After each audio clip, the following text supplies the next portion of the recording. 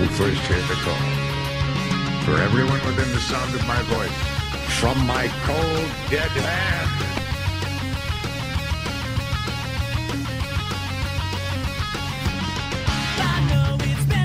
Bam, bam. All right, it's the Outlaw Radio Network. Thanks for checking out the show tonight. St. Paul is in studio.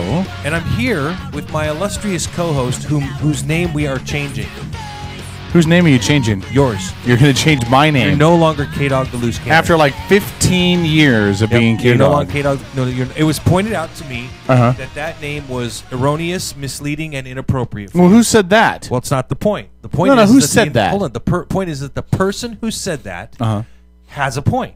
Do they? Because as a loose cannon, that means you're a cannon that's loose, shoots and fires off all over the place, right? It could just go off and it goes in one direction this time and another direction. No, not at all. No, not at all. No. You are 95% down a particular political aisle, and therefore the just like St. Paul, the voice of yes, but I don't deny it. And so I'm just saying. So the name, the axiom, loose cannon no longer fits for you, but thanks to some incredible people in Kitsap County, I have a better nickname for you. Hold on. Can we introduce our other? We will in just a second. I want to introduce you by your new name. Oh, okay. I'm not. My illustrious co-host, K-Dog, D-A, Legend. The Legend. The Legend. The Legend. Yeah. The Legend. Is this because of the conversation I told you the other day? Is that where you got that from? That's where I got the new nickname from. But we from. have to change the loose cannon. It's no longer applicable. K-Dog, the Legend. The Legend. I met with a local radio person who said I'm a legend around these parts, and for a moment my ego went, "Oh, that's so nice." I'm not sure if it's good or bad though, so we'll just call it at that. Also joining us in studio tonight is our newest addition to the host set is one and only Dawn Marie. Hello, Dawn. Check. I don't even know if I'm on here. You're on. You're good. You know what? It must be the Javita coffee. Every time I see her, she's glowing. She's getting more and more beautiful. Sweet. Glowing. It's the fireball glow. It's the afterglow. What did you do before the show that's making you glow? I don't want to know. So thanks for checking out the show. Strip Run of the Boards. Dez is back. I mean, like, Dez has been gone for a month. The intern has been gone for a month. And I thought she's never coming back. But tonight, Dez has returned. So will you be hitting the website and social media hard tonight?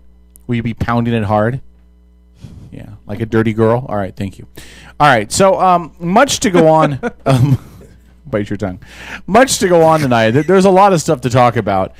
I'm sure Paul and I are going to get into it about Bergdahl tonight. We're going to get into about your post on your Facebook page. Which post? Which one? I'm openly baiting. I'm openly baiting Republicans at this point on my Facebook page. That's exactly what you were doing. But it's all true. I mean, it's not like I make things up that are not true. Kevin, I say things that are true. Did I ever accuse you of lying? No, I'm just saying. Dawn? It's things you believe to be true. Yes.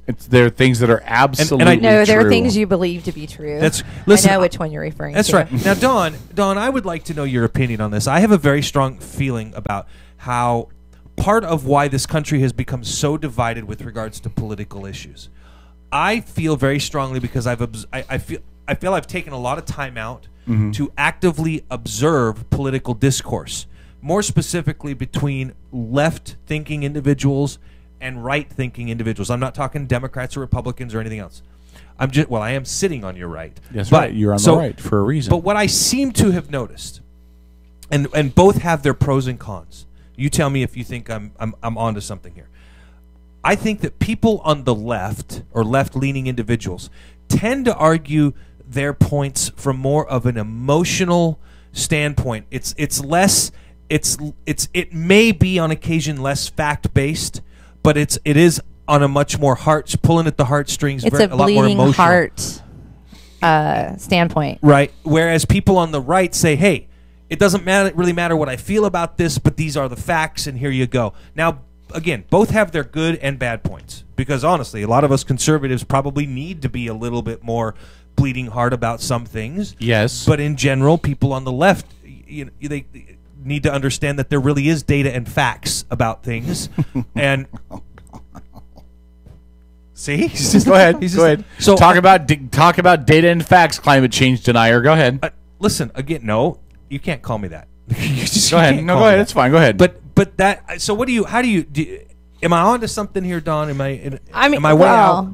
in this particular situation, I tend to believe a lot of what I'm seeing in the media from both sides, particularly the liberal side, really is a very emotional standpoint. I got a thrill up my leg. Chris Matthews when President Obama got elected. Right. I had a tingle in my leg. I know. I think Chris Matthews tingles a lot. I had a tingle in my leg when Desiree walked in tonight. But go ahead. No, I tend to think that there is a more, let's look at it from our heart standpoint when it comes to certain things, and it's a little bit concerning, especially sitting around, and I tried to make the rounds on all the different talk shows this morning because I happened to be awake for them. And sitting and listening to the drastic difference, and it's huge, isn't it? It so really is, because day. I sit in kind of a middle standpoint in a sense, right? And I do lean more towards the conservative side, but I listening. Forgive you. What's that? I forgive you. Go ahead. You love me anyways. I just I tend to believe that liberals do think more with their hearts, and look at things from the heart.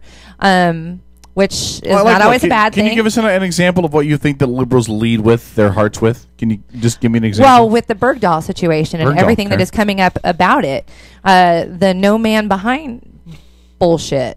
No man left behind? We're the no man left behind. Wait, no man left behind is bullcrap? Is monkey poop? No. That's the reason that we're giving, for going in and making this trade. That's the reason that, not we, that's the reason that the White House is giving for making this trade. That's their entire justification. Well, that's the justification of it. But when they say that, the no man left behind thing, that's looking at it from the standpoint of we don't leave him behind. But if he walked off, I'm sorry, his butt deserves to sit behind. We've lost other lives trying to go in and get his behind out. We're going to come back to Bergdahl. We're going to come back to Bergdahl. I think she was just using that as an example. No, I know. But that's a good example because that is the subject that you're looking at to talk about it. And when you're looking at it that way, I just don't see it that way. Right. Because I see a whole new can of worms opening with the Canadian gentleman and the American wife that are both missing somewhere over there because they went there on their own, and now their families want us to trade more prisoners. No, they're idiots.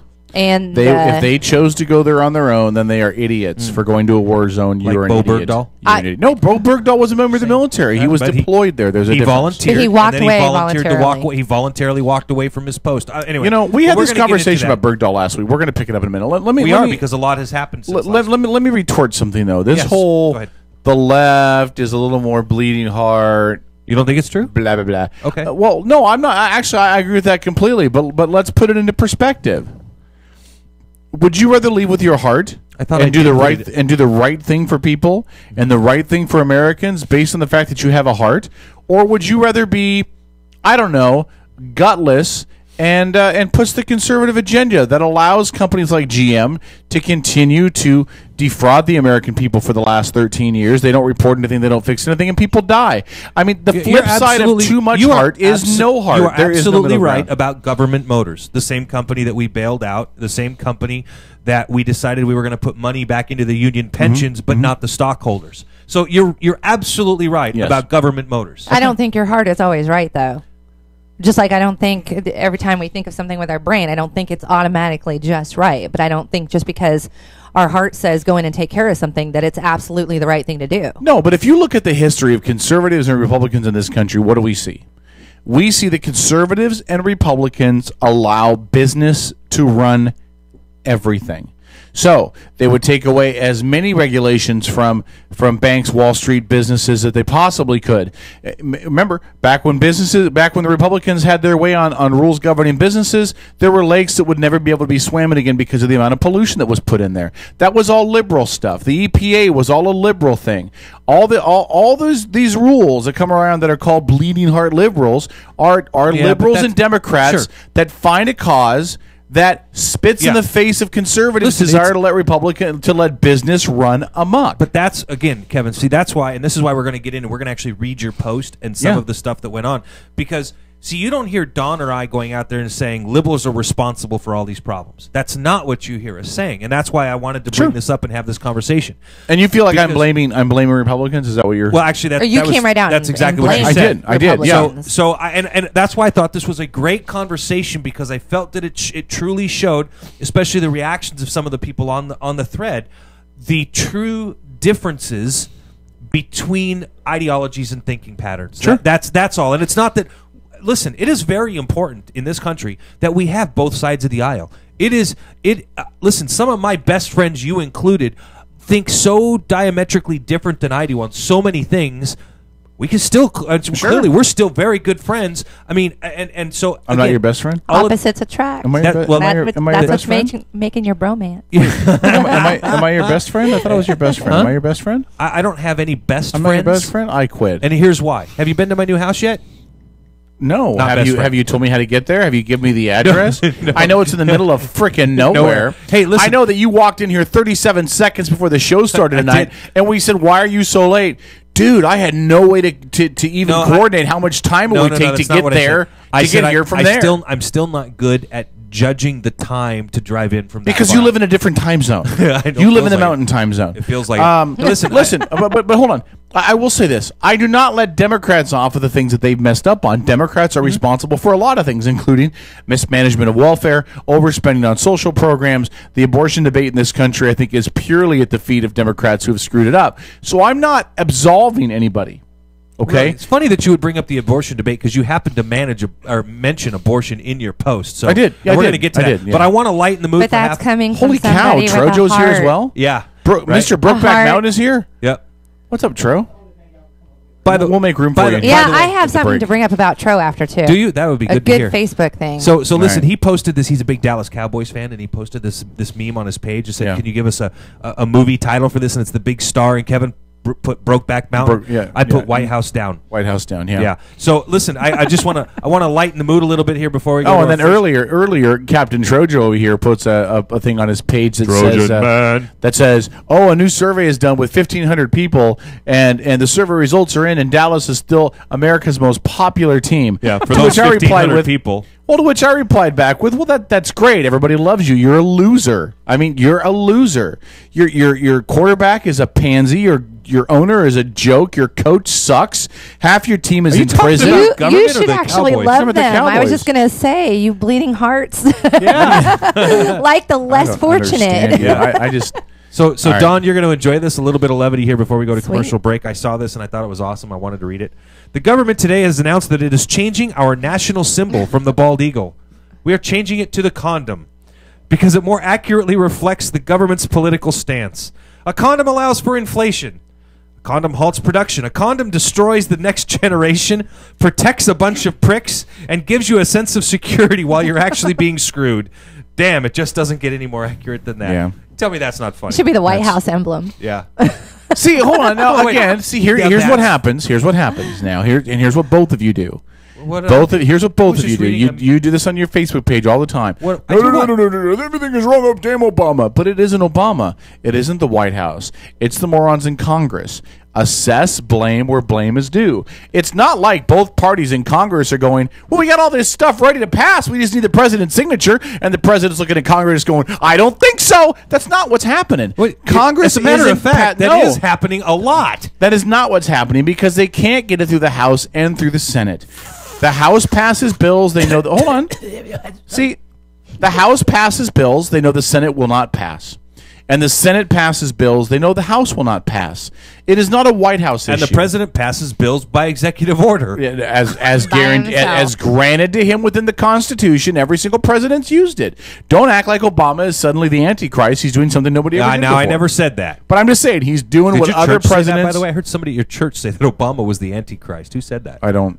You probably read that on my mom's page. Probably. I'm just saying, I think we give too much credit or lack of credit to Obama, and we don't hold Congress accountable enough. Because every time somebody's pissy, they say, oh, damn Obama, damn the White House, blah, blah, blah. All the White House does is sign stuff. If they don't get it, they don't have anything to sign. Congress is to blame for where this country is right now. It wouldn't matter if you had a Republican or a Democrat in the White House. Congress is to blame because the Democrats in the Senate and the Republicans in the House would not get together if there were a bunch of hookers there. I mean, they would not meet in the middle. And until that's resolved, this country's going to be screwed. And you do have one side attempting to push his agenda through, though, as well. Yeah, and Republicans are trying to push John Boehner's or Ted Cruz's objective through. Yeah, no, they're not. They don't like Ted Cruz. In fact, most Republicans in the Senate don't support him. Or Boehner, or Boehner's agenda. Boehner's losing all of his support because Republicans are split between conservative Tea Party guys and then mainstream Republicans, and then there's rhinos to boot, which are Republicans in name only. Yeah. Again, so if that's your stance. Was the president lying on Friday? Was he just mistaken on Friday? About which one? Oh, you don't know. You didn't see this? You didn't play the clip? No, I wasn't. I wasn't going to play it. I was just going to tell you what he said. Oh, we'll say it, and we'll take a break. So the president, during the course of his interview on NBC News with Brian Williams, he makes the claim that my in quotes, my government acted accordingly. So now his stance is that the government belongs to him. Clearly, by his own, that's his words. It's not my words. Can you play that? Is this in regards to Bergdahl? Yes. Can you play that after the break? Because I actually saw two headlines back to back on, let me give credit where credit's due, Como 4 News, stating that first President Obama claims that Congress was informed, and then literally they followed it up with, he says he had to act outside of it. And but they were informed a couple of years ago. I mean, it was actually two. I wish I had the clip because it was actually two very contradictory. That's correct. Don, you're 100% correct on that because what the administration did was 2 years ago when they initially entered into negotiations for the release of Bo Bergdahl, there were a bunch of issues going on there. In point of fact, Bo Bergdahl was allowed to walk around the camp, carry an AK-47. Now, this may surprise some people, but I did an entire thesis study on what's called the Stockholm Syndrome. Mm-hmm. So I don't bear any weight whatsoever on Bo Bergdahl for this. For all I know, he acclimated to what they were doing is just as an attempt to survive. I'm not going to place blame on him for becoming like them because I completely understand Stockholm Syndrome, which is basically where you begin to feel empathy for your captors and you begin to think like them and act like them and empathize with them. But it sounded like some of that was going on prior to. Well, it sounds like a lot of that was going on prior to, and his father emulated those same things by making a prayer. Hold on a minute. We're not talking about Bergdahl yet. Okay. We're talking about the issues between the right and the left. So let's stand fast. When we come back, we're going to try to play this because here's what worries me with this article. So if you look at the article, Paul, go to the second paragraph. Yeah. It says it was a, quote, unanimous decision by, quote, my government, quote, I make no apologies for it. That's correct. When they take these and they just use two words in a quote, that worries me that somebody's slanting it. So I would rather just hear the comments himself from the Prez. And I don't need to play the video. I'll just play the audio. If you have the audio, that'd be perfect. Well, Stick the audio around. is here. All right. Outlaw Radio Network. We're back after this on EdgeMediaSource.com.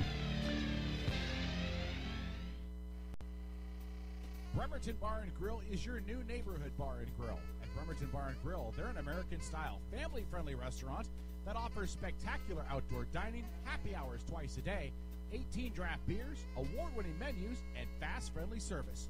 Need space for a private party? Reserve the Brad Johnson private dining room and dine in a real bank vault.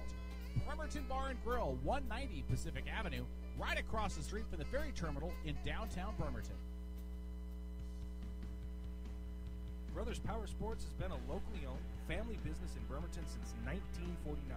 From new and pre-owned motorcycles, ATVs, scooters, boats, and watercraft, parts and service and apparel. Brothers Power Sports is committed to being your source for all your motorsports needs, and they're a proud sponsor of the Habitat for Humanity of Kitsap County. Brothers Power Sports, 5205 1st Street in Bremerton, and online at brotherspowersports.com. Stop in and feel the difference at Brothers Power Sports in Bremerton. Hey, it's K-Dog with the Outlaw Radio Network. You can email me anytime at kdog@outlawradionetwork.com. We'll even read some of your emails live on the air during the show. And as always, we invite you to check out that show every Sunday night from 7 to 11 p.m. on our website, outlawradionetwork.com. You can also download our weekly podcast on the website or visit the iTunes Music Store and download it there for free as well. More of the Outlaw Radio Network after this. Coinforce.com is your headquarters for superior quality challenge coins, proudly serving military and non-military customers worldwide. Located Located near the main gate of McCord Air Force Base and close to Fort Lewis, CoinForce.com is owned and operated by retired military veterans. CoinForce.com understands your needs and are proud to continue serving the military community in our own special way. For an undisputed best value, extreme quality, and superior customer service, when you are looking for the world's largest selection of challenge coins, visit CoinForce.com, owned and operated by retired military veterans. The Kitsap Humane Society is an independent nonprofit committed to providing positive, life-changing solutions to people and companion animals. Our vision is that every adoptable animal has a home. In 2010, we rehomed 4,111 pets. For more information on our programs, services, and animals available for adoption, visit us on the web at kitsap-humane.org. Kitsap Humane Society. Rescue, rehabilitate, rehome. In times of tyranny and injustice, when law oppresses the people, the outlaw takes his place in history. Are you ready? This could be the greatest night of our lives.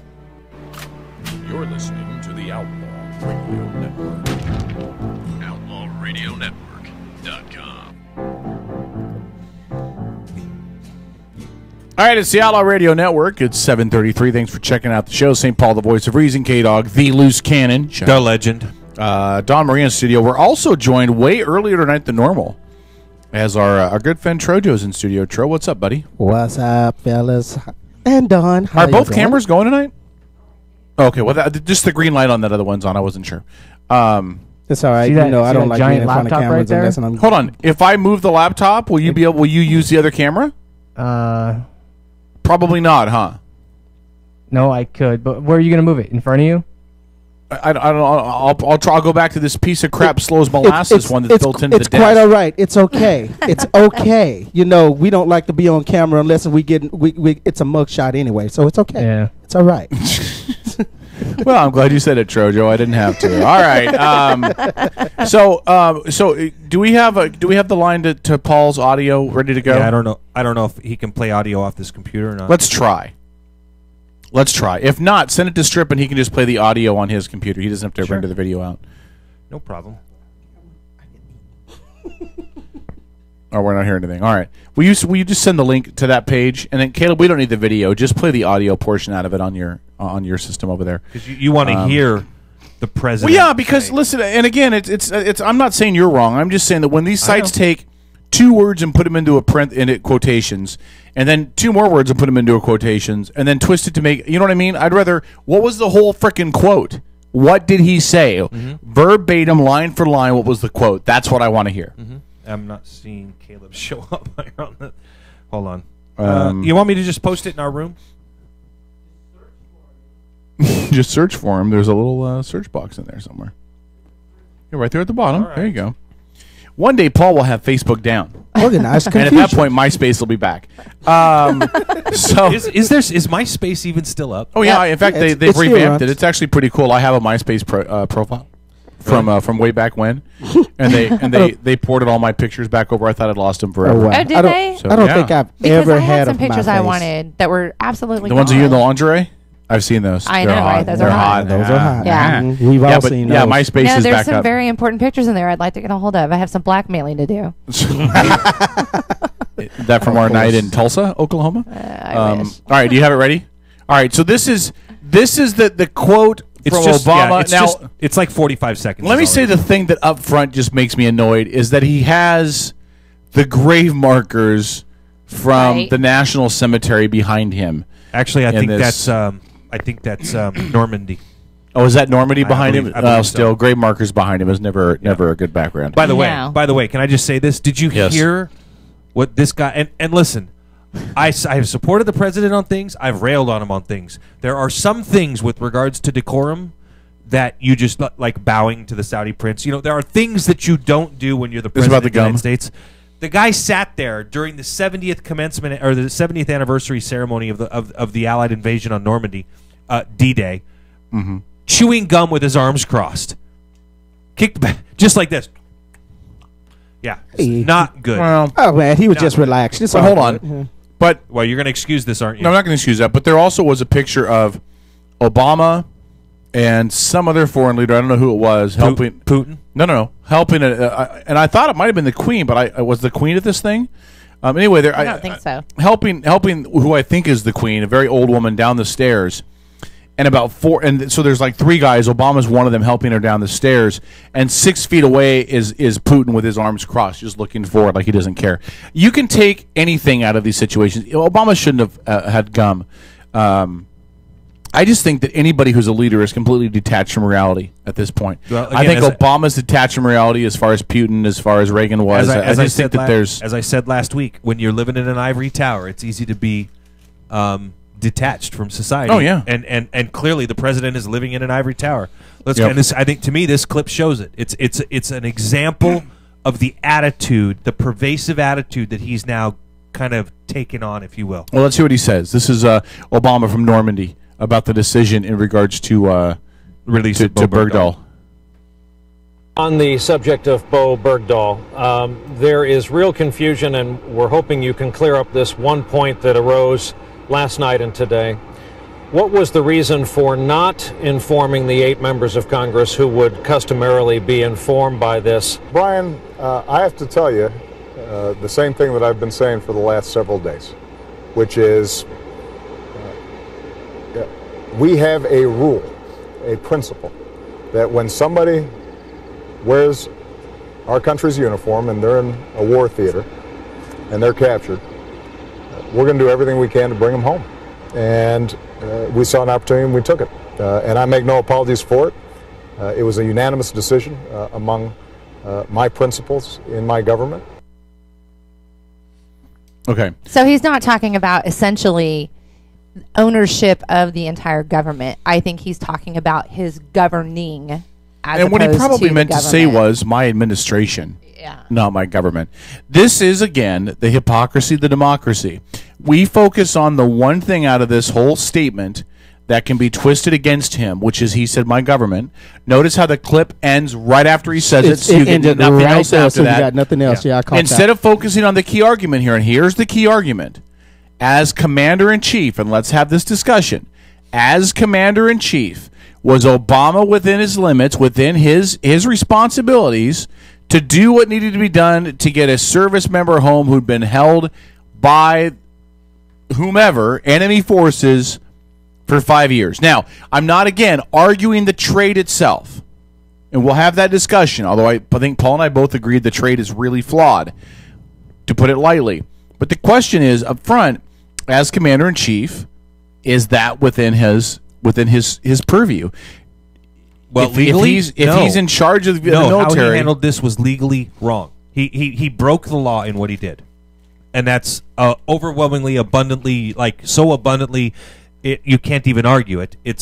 What he did. Even his own administration has said, "Yeah, we screwed up. What we did was illegal, but we felt we had to do it because we felt that Bo Bergdahl's life was in danger." Unfortunately for the administration, now you have members of the congressional committee that was briefed on the entirety of the situation coming out and saying, yeah, there was no evidence whatsoever to suggest that Bo Bergdahl was in any danger, that anything had changed, that his situation was exactly the same last week as it was last year. So what they're saying is, we don't know why the president and his people came out and said that Bo Bergdahl was in danger, because there was nothing to suggest that. So basically what they're, again, the idea here is that it's like a guy that's cheating on his wife.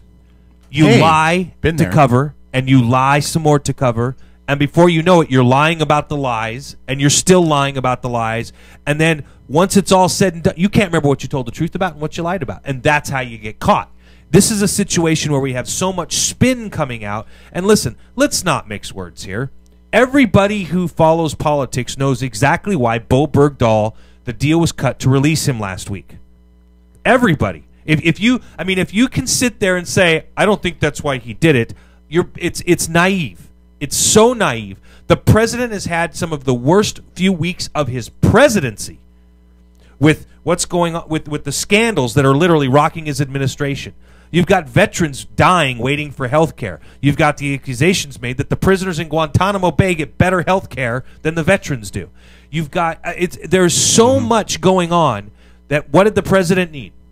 He needed to change the conversation. And he did. Do you honestly think the Obama administration is so dense, so stupid? You tell me. Yes. Hold on. Let me finish the question. I know where you're going with it. Do you think they're so stupid that their remedy to what's going on would be, let's get Bergdahl back, even though the minute he comes forward, all this stuff about him being a deserter is going to come out? Because it was already written in the New York Times 2 years ago. The Army had already found him guilty of they already desertion. knew. And the New York, the Wall Street Journal had already done a big expose article about Bergdahl. So it's not like the Obama administration be like, nobody knows. Well, you tell me then. You speculate as to why. The CIA said don't make the swap. The FBI said don't make the swap. The generals said don't make this swap. Is it possible he made the swap because he thought it was the right thing? No. Is it possible he thought? Hold on. I'm not arguing the logistics of the trade. I know you're not. But what I'm asking you to do is because you're wanting to defend his. No, actions. I'm not. I'm playing devil's advocate at this point. I'm not in his mind. I'm not going to make any guesses. But is it possible that he thought, this is a kid that served up to sign this nation. We have a responsibility to bring him home. Damn the consequences. The president has advisors. He has people that are supposed to brief him on all of the details with regards to every decision that he makes. That's why he has advisors. Sure. Okay? So what you're essentially saying is his advisors should be fired because clearly his advisors didn't make it clear to him. You want to take the equivalent of 5 4-star generals and train them for a sergeant. Hold on. That is not even remotely close. We went over on this show who the 5 were. Yes. There were 2 of them. 2 of them wanted for war crimes. Exactly. And those I believe are your high value big head honcho dudes. So the other 3 are minimal. And again, I'm not defending the trade because I think the trade was still a bad resolution of this. But what you are doing, Kevin, is you are trying to obfuscate the fact wait a minute. that we took. Hold on. What does obfuscate mean, Don? Hide. Do you know what obfuscate means? It means to cover it up. It means to cover it up. Thank you.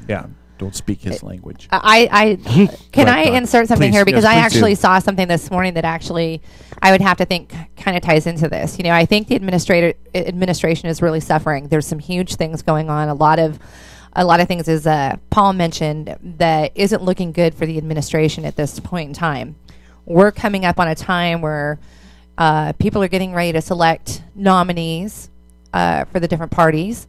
I think the Democratic Party is also seeing, in the office itself, is seeing that there is a problem, and it's not looking good. And I think at this point, I think there's going to be an insertion in some way to try and make sure that they don't come off looking bad, so that it doesn't hurt the Democratic Party come time for Hillary to step up.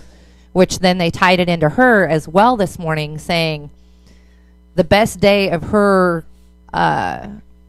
attempt to be elected is going to be the day before she announces that she's going to run. With everything that's going on, they're tying all of this together.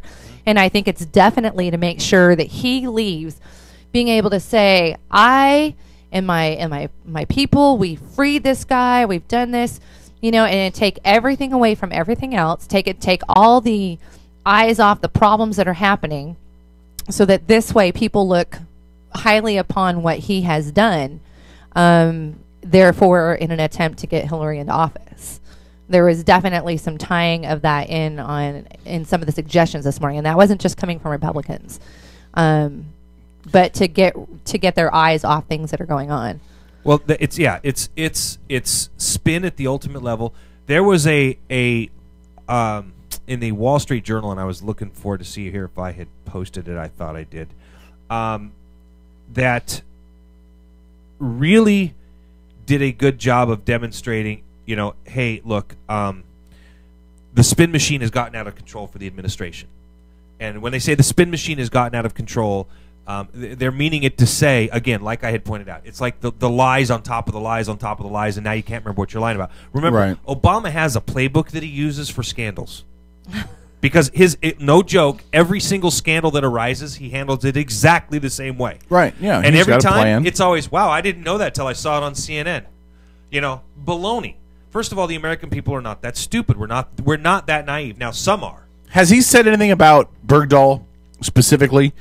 That Yes, that he was aware. He won't apologize for. No, but I mean, has he made it? Has he address that end of it that he either and knew you or won't- did not you won't know? hear him do that, right? What he's I done don't think is- he'll ever admit no, it. Right. What he's done now is he's being questioned by members of the media who, for the last 6 years, wouldn't do anything but toss him softballs. Remember, these guys are. He's been managing the media. Okay, Obama has been going around doing little pressers, little things on Jimmy Kimmel Live. Mm-hmm. You know, Jon Stewart show. He's controlled what people see of him, what people hear of him. In fact, many high-ranking journalists, okay, at major news networks, including Maureen Dowd and the lady who was just fired from the New York Times, and the lady who was fired from CBS by the guy who's married to a lady who's one of Obama's advisors, because she was digging too deep into the Benghazi story. They have all come out and said that this is not even close, but by far the most closed, secretive government and presidential organization that they have ever seen in their lives since before Nixon. So, and this is a unanimous consent from all of them. Even Mika Brzezinski, daughter of Leonid Brzezinski, devout communist. This girl is saying on Morning Joe, yeah, there are some serious problems here. And you know, it's the kind of thing where over the years, a lot of these extreme liberals were, you know, they wanted him to do good. He was the first black president. He was speaking their language. He was telling them what they wanted to hear, and they were cheerleading for him. They were throwing him the softball questions because they wanted him to do good. They agreed with a lot of his policies, Right. and to some degree they still do. But what they're seeing now is they're seeing an out of control administration making decisions without the consent of Congress, without the consent of the people. He's out there doing these things, as you heard him say. It's my government. You know, and we can. Your opinion is, for both of you, you think, well, you know, I think maybe he meant to say, well, you know what, I'm done trying to interpret what a president has to say, because all I have to go off of is his words. Okay, but I think where they do cut it off, in you know, the conservative non-Obama fan in me wants to go, what a jerk. But in that, it would be my government of this nation. Yeah, but that's how you would say it. Well, that's how you interpret it, and that's fine. That's how Kevin interprets it. That's fine. What I'm saying is that I'm done interpreting. So when the president says, "I think I visited all 57 states," okay, I'm done interpreting. I'm not gonna. We've heard so much spin from this president. Again, when he comes out and doubles down, he's being lambasted right now for the release of 5 Taliban. He members. looked at Brian Williams like, "You are That's my seriously not going to go there." Yeah, like, really? I don't have to answer your question. You know, that's the attitude. It's become pervasive in everything that the administration is doing. Rebellious almost. Again, National Defense Authorization Act of 2010. The president signed it into law. The president had it implemented into the NDAA in 2010, specifically to state that if any Taliban officials were to be released from Guantanamo Bay, he would seek congressional approval and notify them 30 days prior to it occurring. Okay? He literally lied. Okay, the president lied and said we saw a chance, we took it because we felt there was Bergdahl's life was in imminent danger. Do you know why I think the only reason anybody could say that his life was in danger? I think his parents, his dad in particular, was not helping the situation. His dad was tweeting that he's quote unquote working hard for the release of all prisoners from Guantanamo Bay. And praise Allah. He praised in perfect Arabic, by the way, praised Allah, standing next to the president at the podium of the president when they did their press release to discuss the release of Bo Bergdahl. That is the height. And then you got a guy, of course, like Ed Schultz, who will be that'll be the guy that goes down. He's the band on the Obama ship. When the Titanic goes down, that son of a bitch is going down with the boat, because he cannot find it within himself to question anything. He's definitely the GOAT. That guy cannot find it in himself to question anything the president does. Hey, we found a 12-year-old in bed with the president. Well, he was probably administering first aid. That's what he's going to say. I mean, it's just... Well, there was no 12-year-old, by the way, down in the bed with the president. That was a joke. You know what? The thing that the administration has done is they have put it back with the parents and this family, this son, this... Yeah, be happy here from the heart. Be from the heart. Everybody look at it from the heart situation. Don't look at it from the logical point. Look at it from your heart, and to spin it the way they have with the family and the whole 9 yards, and then not even focus on the fact, the administration not even, standing up and admitting the fact that, yeah, we have a problem. His dad, the family is not helping matters any. Yeah. No, they're good American citizens. These are good people. Well, yeah. And I'll tell you what, if I were the CIA, I'd be all up these people's asses with every little microscope I can find because I want to know what the hell is going on. Bo Bergdahl sent an email to his father right before he left, discussing his displeasure. He denounced his U.S. citizenship in the email. Okay. Yep. Said, I don't want to be an American anymore. Laid a bunch of things out about the United States military that he didn't like. And at that point, his father's response was, you follow your conscience, son, and you do what you need to do. Okay? There clearly was a lot more to that conversation. In fact, hell yeah. now what happened today was that last night the FBI went to put Bo Bergdahl on the phone with his parents. Okay? Guess what Bo Bergdahl said? I'm not talking to my parents. You guys know that? I didn't know that. He refused to speak to his parents by phone. Know that. Why? Because the FBI was standing right there. This is starting. Hold on. It's stinkier and smellier every day. You're guessing as to why he didn't want to talk to his parents. He either didn't want to talk to his parents because the FBI was there, or maybe he didn't want to talk to them because he said the FBI is there. I'm not talking to my parents. Okay, let me ask you a question. Yeah. Let's rant table this. And Trojo's been very quiet, which scares me. Yeah, I've been quiet. That's because Trojo just had this scared out of him, and he just posted it and tagged me, and we'll talk about that later. Right? Did you know about that? Yeah. Okay, so let's you didn't bring it up. Let's start with Tro, and we'll work this really quickly. We have 5 minutes. Tro, you're Obama. Let's take the resemble him. Yes, because all black men look the same. I know, that was a joke. Yes. I look just like Chief Sealth. I'm here for comedic value. Let's say that, again, let's take the specific deal off the table, but let's say you have the opportunity to make a deal to get Bergdahl back. You know everything you know now. The accusations of deserting, renouncing his citizenship, this whole Allah Akbar bullcrap from his dad, all of it. You're Obama. Do you make a deal within reason, whatever you think reason is? Do you make the deal within reason to get Bergdahl back, or do you say he walked off the post, his ass is on its own? Given the circumstances, that there's a possibility that he deserted. Yeah. Yeah. No. Let's see. I'm gonna give up 5 terrorists who have. No, I'm not talking about the 5 for 1. I'm saying let's say it's a deal within reason. Whatever you think reason is. A deal within reason. Whatever you think reason is. Well, it wasn't. See, now you're you need to define reason. Well, you got to define. That's yeah, you got to define. I'm leaving it open ended because what you think is reasonable, and what I think are reasonable, are 2 different things. Well, I mean, as a person who served in the military, as myself, God bless Obama for not ever serving in the United States of America. Because he would have encouraged the enemy to fight harder. I will say this, as one who served and never abandoned his post, if there's reasonable doubt that says that this man pretty much betrayed his country, he gets what he deserved. So then you don't make a trade at all. I don't make a trade. At the all. reason I'm asking, some people have said we should have made a trade for him at all. He put himself into this. We don't need to make a deal with anybody to get him back. He's on his own. Dawn, do you agree? I would not have gone in for him. Okay, Paul. I would not have gone in. I would have had no issue if Obama had said, we sent in Navy SEAL Team 6 to get him out, and the entire SEAL team was wiped out trying to get this guy. Okay, I would have no problem. I would say, what? Brave decision. Now let me finish. Brave decision. Okay, because you have no idea what kind of target he's become, what kind of information he has, and so on and so forth. He's still a United States soldier. Okay, you send in the troops, you may try to rescue him.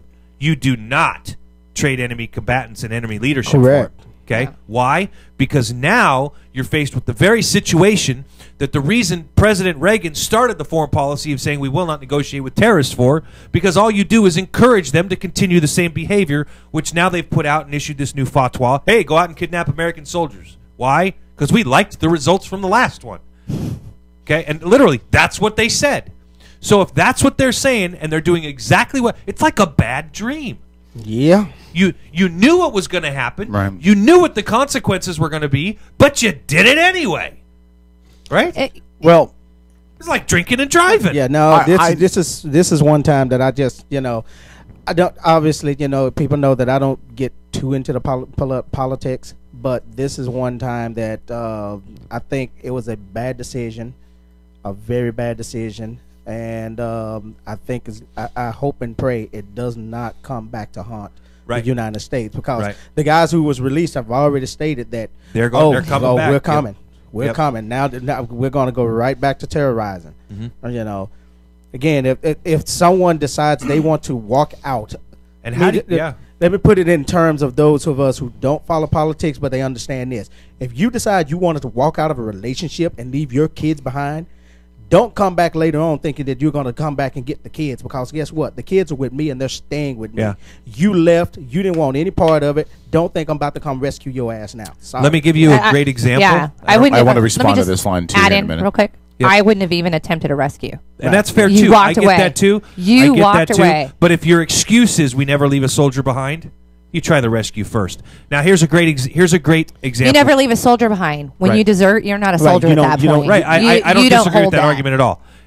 Back in the 1990s, Vice President Al Gore led negotiations to get. Was this before or after he invented the internet? Yeah.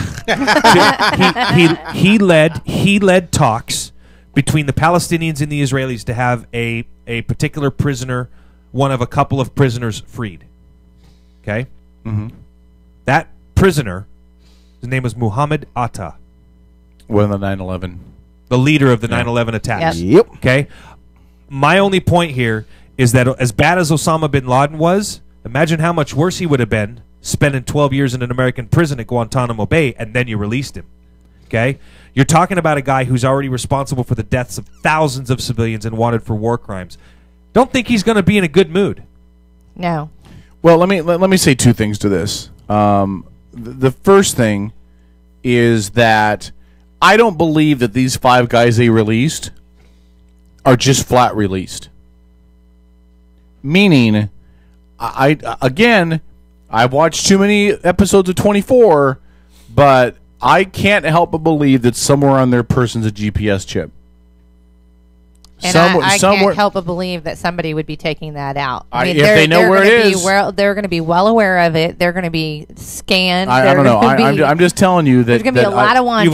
I think you've watched too much Born Identity. Yeah, maybe. Yeah, but I cannot imagine for the life of me that there is not some way on these guys for them to be tracked.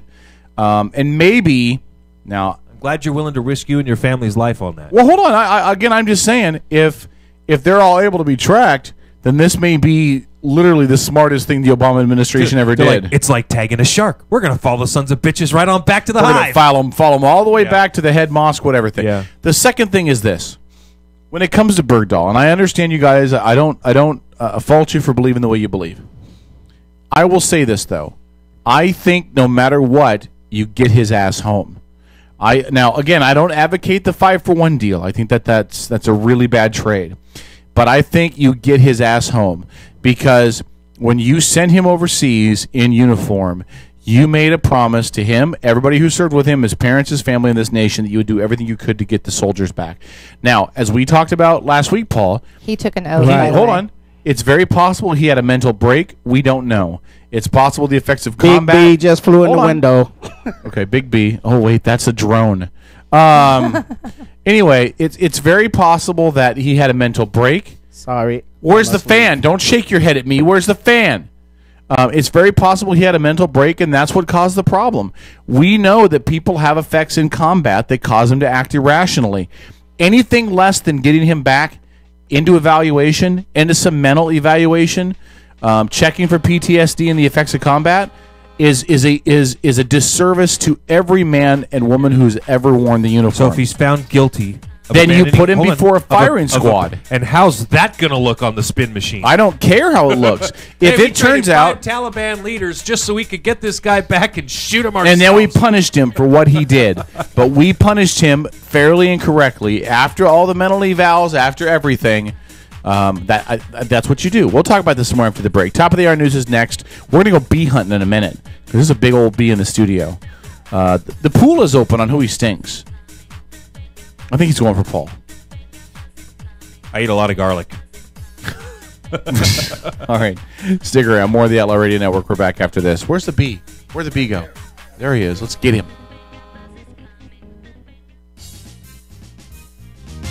The Outlaw Radio Network. From NPR News in Washington, I'm Windsor Johnston. 3 people are dead, including 2 police officers, after shootings at a Las Vegas pizza parlor and a Walmart today.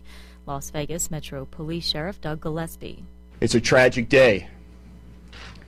It's a very, very difficult day. But we still have a community to police, and we still have a community to protect.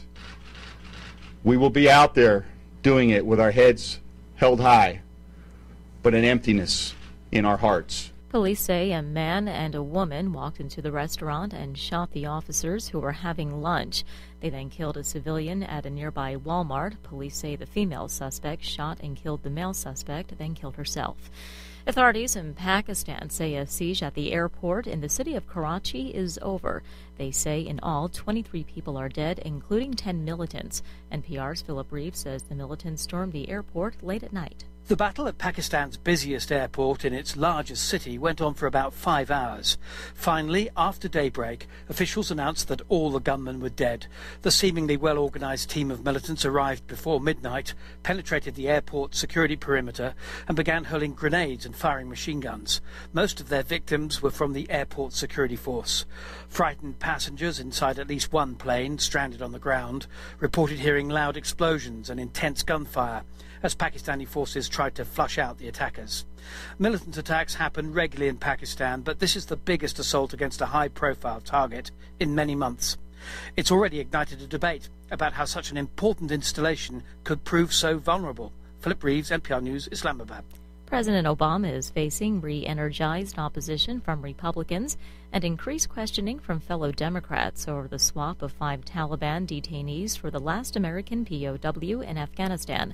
Senate Intelligence Committee Chairwoman Dianne Feinstein told CBS's Face the Nation that the Obama administration should have shared its plans with Congress before going ahead with them. This whole sort of deal has been one that the administration has kept very close, and in the eyes of many of us, too close. In hopes of easing tensions on Capitol Hill, officials from the State Department, the Pentagon, and intelligence agencies are planning a private briefing with senators Wednesday night. Israeli President Shimon Peres and Palestinian President Mahmoud Abbas joined Pope Francis for an evening of prayers at the Vatican. The Pope says he hopes the summit will mark a new journey toward peace. Perez says he has experienced war and tasted peace, but will never forget the families who paid the cost of war. Abbas says Palestinians crave peace as well as dignified living and freedom in a sovereign and independent state. This is NPR News in Washington. The U.S. men's national soccer team is leaving for the World Cup in Brazil tonight on an up note. The U.S. team defeated Nigeria in Jacksonville, Florida, in an exhibition match.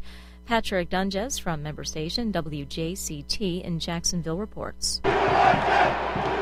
American striker Josie Altidore scored twice, breaking a 28-match slump and lifting the U.S. to a 2-1 win. U.S. coach Jurgen Klinsmann said the broken slump was a good sign. Obviously, it's the wonderful message to see that Josie put the thing in the net, and that gives him a big smile at the right time. Altidore was confident when asked how the team felt headed into World Cup play. I mean, I think we're as prepared as we're going to be. I think it's just a matter of now getting there, having the right mentality, and leaving everything on the field. The U.S. will play Ghana in their first World Cup match on June 16th. For NPR News, I'm Patrick Donges in Jacksonville. Hillary Clinton says she'll decide whether to run for president again when it feels right for her. I just want to kind of get through this year, travel around the country, sign books, help in the midterm elections in the fall, and then take a deep breath and kind of go through my pluses and minuses about what I will and will not be thinking about as I make the decision. The former Secretary of State and First Lady told ABC News that she's focused right now on promoting her new book. Clinton says she will be on the way to making a decision by the end of the year. She remains the leading Democratic presidential contender in 2016. I'm Windsor Johnston, NPR News in Washington.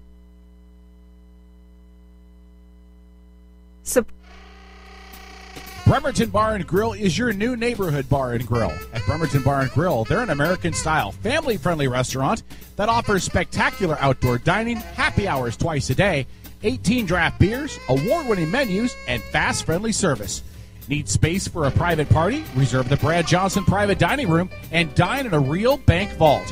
Bremerton Bar and Grill, 190 Pacific Avenue, right across the street from the ferry terminal in downtown Bremerton. Brothers Power Sports has been a locally owned family business in Bremerton since 1949.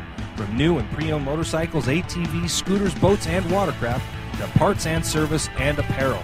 Brothers Power Sports is committed to being your source for all your motorsports needs, and they're a proud sponsor of the Habitat for Humanity of Kitsap County.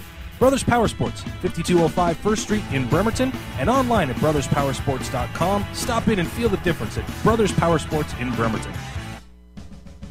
Hey, it's K-Dog with the Outlaw Radio Network. You can email me anytime at kdog@outlawradionetwork.com.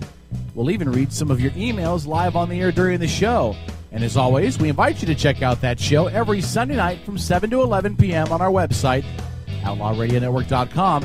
You can also download our weekly podcast on the website or visit the iTunes Music Store and download it there for free as well.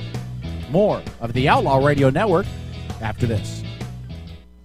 Every time our country stands in the path of danger, an instinct seems to summon her finest first. For he is truly his brother's keeper. Let us fight for a new world. There's two kinds of people in this world when you boil it all down. You got your talkers and you got your doers. Most people are just talkers. So which one are you? Do you just talk about it?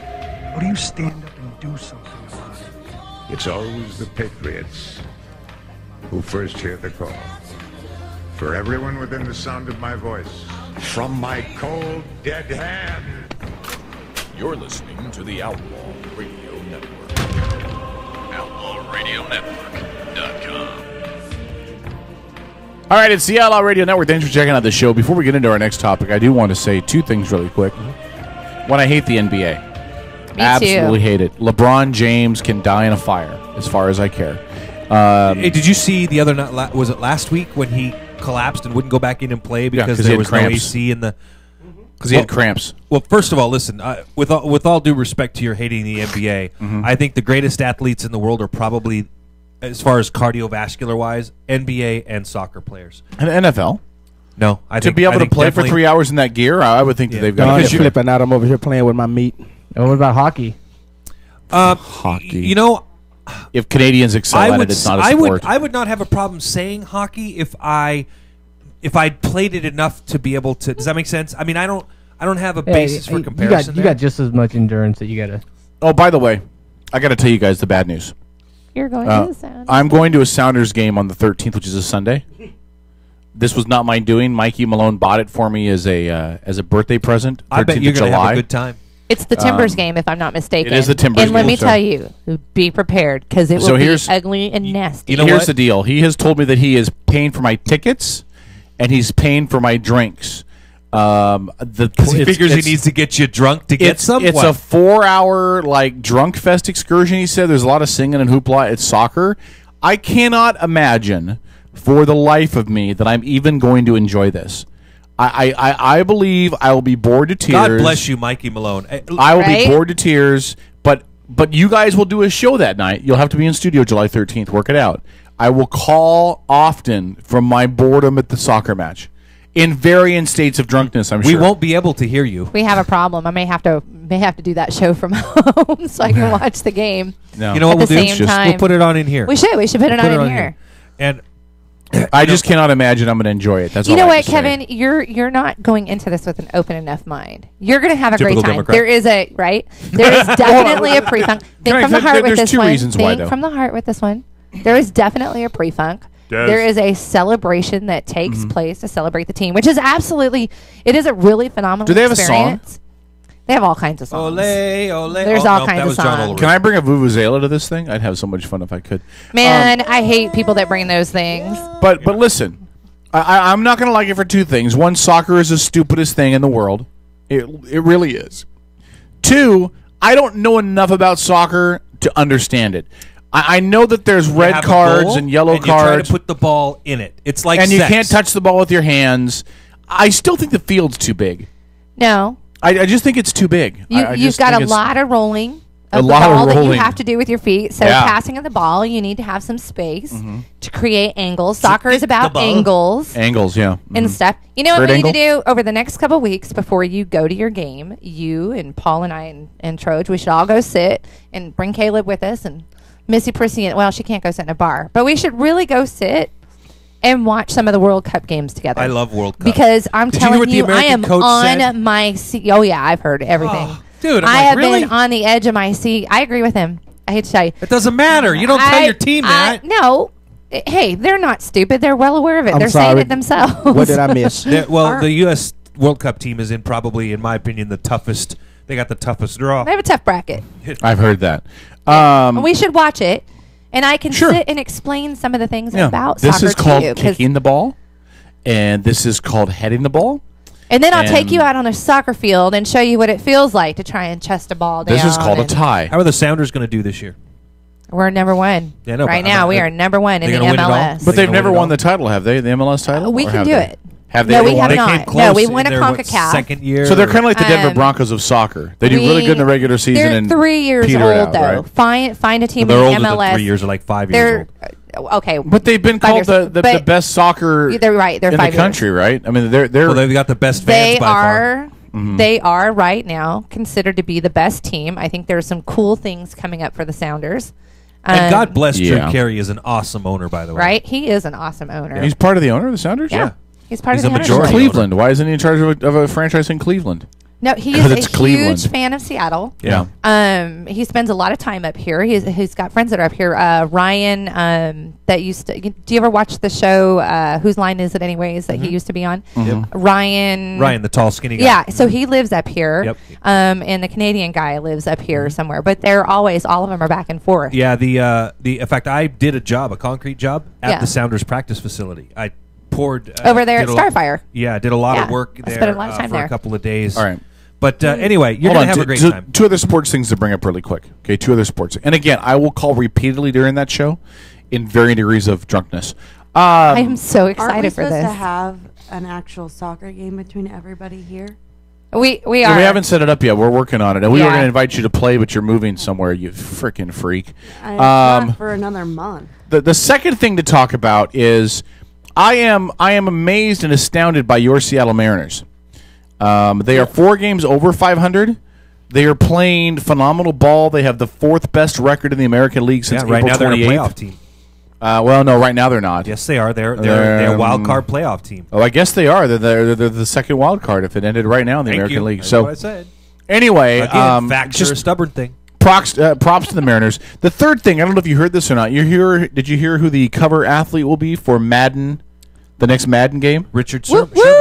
Richard Sherman. In made fact, I've downloaded Cam Newton's challenge, so I can take the audio out of it and make an open for this show where Cam Newton keeps calling me out by name. Really? Good. Well, that'll be awesome. You know what the scary part about that is? What's that? Now I heard something about this the other day, and I was kind of like, it kind of stuck with me. Is that once a player, It's the Madden curse. it's the Madden curse. Yeah, It ends hasn't up on happened the. for a couple of years. It's happened It's happened every year. No, it hasn't. Yes, it has. Who was on the cover of it last year? I don't have it. Good point. Hold on. Let's find You don't out. even know, do you? No, I don't. But I heard the story about it. Right, That's what the caught my Madden attention. curse. I wouldn't have known Actually, about the it. Madden curse ended because they actually wound up putting Brett Favre on the cover the year that he retired. Yeah. So you think that ended? Oh. And I haven't heard of any other player getting hurt since. Breaking news. I will not be in studio the night of the Timbers game because as I'm sitting here, somebody is texting me saying, I have tickets to the Timbers game for you. Are you going to the Timbers game too? Yeah. Well, Paul, congratulations We're gonna to you and Trojo in pre-funk studio. on the Maybe, boat. maybe running a best of. Pre-funking hold on on. the boat. So hold on, I'm looking at the list of covers. Hold on. Last year was Adrian Peterson and Barry Sanders for the 25th anniversary. They did an old, like a famous guy and a current guy. Adrian Peterson had a good year last year. He didn't get hurt, nothing. So there's no issue there with that. And Barry Sanders, well, we know Barry he hasn't Sanders was played on in forever. 2000. He was there. Drew Brees in 2011. That was the well, year look after at the what Super happened to Bowl. them. Ray Lewis in 05. That was right after he murdered somebody. Calvin Johnson in 13. He had a really good year Calvin that year. Johnson did wind up getting hurt one year though, didn't he? No, not that year though. He All led right. the NFL All right, receiving yards. There is no Madden curse anymore. Okay. Richard, although I did hear a sports radio guy say something I thought was really true. All this talk about Richard Sherman growing up and coming from nothing, yeah, he can stop that conversation now. He's going to have to find another way to get motivated because he's getting paid. He's getting his money now. And the cool story out of that is his dad works for the sanitation department in Oakland. Right. Or no, in Watts or somewhere down there. And he still works there. Right, yeah, he does. Richard Sherman tried to give his dad money to get him to retire, and his dad said, "No, I'm going to work. I got a job to do." So, what are you laughing about? I'm laughing because I just need to say, Marcy, you are a hot, hot woman for inviting me. She's listening, and she happened to hear our conversation. Marcy needs to buy a third ticket so St. Paul can come with you guys. She's listening, and she just happened to say she's listening, so I figured I would ask you so you can make sure you're not working that night. Hey, Marcy, let me ask you a question, Marcy. What in the name of God could a woman who's reasonably attractive find in soccer? I mean, Dawn likes soccer. I don't get it. You like soccer. Is she cute? Yeah, look at my Facebook. Marcy's hot. Well, last time I looked at your Facebook, I fell in love with Teresa, and she never responded back to my messages. What's her name? Marcy Lunsford. Okay, hold on, I'll go look I at love it. you, Marcy. There's no way she's attractive. If she likes Actually, soccer, there's a picture of her and I posted last night. You're the exception to the hot girl liking soccer rule, by the way. A lot of hot women. she's lot an ugly of hot girl women. liking I soccer? play with very hot women when I play. We have an over 40 team that we play with. That the women that are on that team are absolutely freaking rock stars. Yeah. Okay, you know why? Because that's going to, with just a little bit of editing, be a really cool open. Hold on, let's check out her picture really quick. Hold on. Don will be Well, like, I can't see much of her picture. I'll be like, I have a lot of 'Cause hot it's women. just- I like touching that one hot right women. there? Let me see. Yeah, click on that one. That's Which her one right is there. she? That's her right there? Yep, that's her right there. All right. I'd rip into that like a bag of Fritos. All right, let's get. I'm a pig. All right, let's get back to our next If topic. he doesn't say that at least once a show, it's not a show. What? What? So, hold on. all right. I read an article. We'll probably talk about this in the fourth hour, Marcy. Why don't you call in? I read it. Women and men decide within like 2 minutes of who would they sleep with. Within 2 minutes of meeting somebody, they make the decision, this is a guy I would or would not sleep with. And men do the exact same thing. So I'm just saying what you already know. See, like right now, Marcy's, See, Marcy's you're looking wrong at the on that show, and article, she's though. like, there's no way I would touch him with somebody else's vagina. And I get that. I'm cool with that. But I'm just saying, bag of Fritos. See, you're wrong on that article, though. Why? With women, it's 2 minutes. With guys, it's 2 seconds. I will hit that. I would bang that like a screen door. All right. Jeremy's got a great It point, by depends the way. on what you did to us in bed that we're falling in love with you. No, it is not. Oh, yeah, it is. No, it is not, because women I can guarantee you it probably women decide before they get into bed with a guy if they're going to build a relationship with him. Hold on.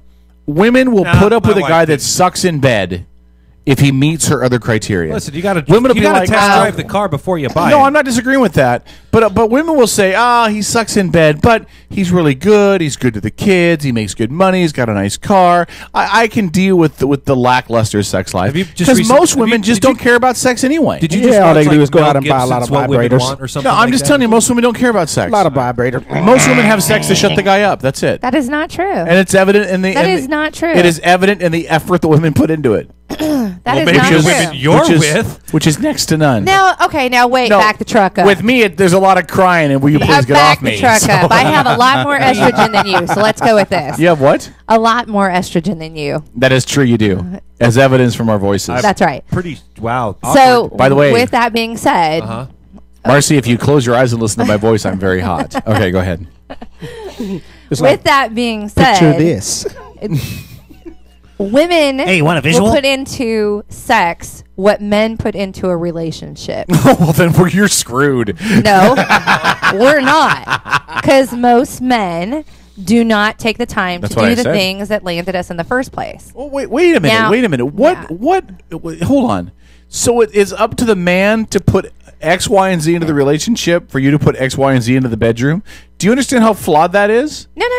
You should always bring there's your a A give game. and take. It's about marriage is about give and take, and in relationships, I'm not are talking give about and- marriage. I'm talking about a relationship. relationships All right. are And about marriage give and is not take. a word, And let me it's just a tell you sentence. something. A lifelong If there are sentence. certain things, I'd marry and Dawn in most a women minute. will agree with me on this, there are certain things that if a man is doing properly, there are sweet things that you could do. Yeah, they are. We're gonna Translation: think oral sex. But go ahead. there are things. You walk up and I'm standing in the kitchen doing Somebody's hangover just went away. doing dinner dishes, for example. Look at her. She's a little flustered. You think she's not on camera. She is, Doing dinner blushing. dishes. Like literally. Okay, so blushing. you're in the kitchen doing dinner dishes. What do you want the guy to do? if somebody walks up and says something sweetly in my ear, or just offers to hold my hand or wash the dishes or something with me, I mean, that's kind of sexy. It's the things that you do to make. Hold on. So you want us to put effort in the you're bedroom? In the kitchen, so you're in the kitchen. You're doing the dishes, and if the guy comes up and says something sweet, so I'm imagining. It's a number of different things. I'm imagining something sweet is "Let's fuck, baby." That's no, probably that not would be it. the first thing, because I can tell you, after being married for 18 years, I wouldn't touch my ex-husband. Yeah. When it just came off as you put nothing into anything else, no affection. But no, he works every day, all no, day. Bullshit. He brings home money I'm and pays the raising bills. 4 kids. Oh, that's not a driving job. to and from. It is a hard job. It's not a hard job. You know, it is a hard we did job. have a topic. Just saying. It is Can we a talk hard about job. this in the 4th hour? We can talk about this. Well, in let's the go back to 4th this in the hour. 4th hour. I hope Marcy calls in. This will be fun. She's just going to agree with me. No, she's not. Oh, yes, she Hold on. is. Ask Paul. Every single time we've had these conversations where I come off as a chauvinist and we get a female to call Paul, what happens? What happens? When the women call, what eventually happens? They hang up. No, what happened before that? Every single time before the conversation is over, they end up saying, K-Dog, you're right. They actually It is the generally do God's end up honest agreeing. truth. Every time I have this conversation, women call the show. At the beginning of the call, they're yelling at me. They're Can't wait screaming to at have me. this conversation with They're you. yelling at me. They're screaming at me. By the time the whole conversation is over, they, like clockwork, acknowledge that K-Dog is correct. Do you know why we do that? Do you know why they probably do that? The same reason women have Strokes sex your with me is to ego. shut me up. Exactly. Listen, there is a hint of an inconvenient truth for women to a lot of what he says. Not Everything all of I it. say. Not all of it. Everything I can't say. wait to hear it. But I can't. Okay. It's funny. You know, I got to tell you what my mom told me yesterday. What's that? She told me to bring you a sandwich. And hold on. She In the brought 4th hour. food to my house, and Yeah. she goes, See "I the want ego? you to make Kevin a sandwich." That's outstanding. I'm getting known for the whole sandwich thing. That and the Hey, calves. Dawn, I now have Dawn, people challenge me to in calf private, offs. next week, you bring him a sandwich, and in private, I'll tell you what kind of sandwich to make him. Oh, If it there's has one that ghost was very peppers on it, specific. that's She bad. wanted me to make him. I believe Anyway, her. I believe her. in the We'll talk about it. in the 4th hour, in the last call, Say I will 4th hour, I can't say that. I will explain my views on women and relationships and the truth that everyone knows and is afraid to admit. That'll come up at 10 Oh, I o'clock in the can't last wait call. to hear this. All right, so let's start this conversation, although it will carry over after the break. But you've got a topic you wanted to Well, get we've got we only have a few minutes here, so we've got a perfect topic for it. And so I'm sitting here, we're having this conversation earlier, and all of a sudden I see, boom, I get tagged on something on Facebook, right? Oh, God. And Jeremy's over here, and he's like mumbling under his breath, and I'll never find out. Chojo, for those that don't know Jeremy. Right. Yeah. Right. Thank you. Trojan man. So Jeremy, go ahead, give the listeners a little bit of a feel for what this story is that you posted. Right. Okay. So, give you how really done? Done.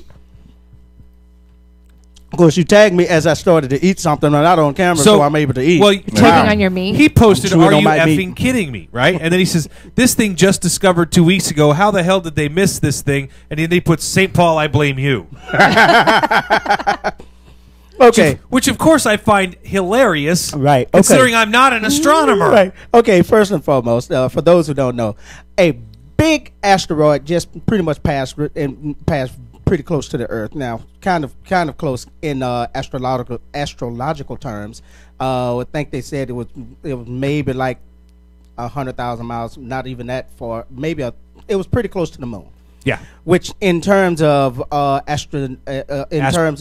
Astrological. astrological terms, that's pretty damn close to the Earth. Mm-hmm. It is very close. A straight Considered what's asteroid called or anything a could- near-Earth asteroid, Right. and it would have not been an extinction level event or an ELE. No, but it could have caused some pretty damn good damage. Well, depending on yeah. For example, if it hit the water, it would have created a tsunami about a half a mile high. Correct. I mean, you can figure out what the consequences would have been of that. Correct.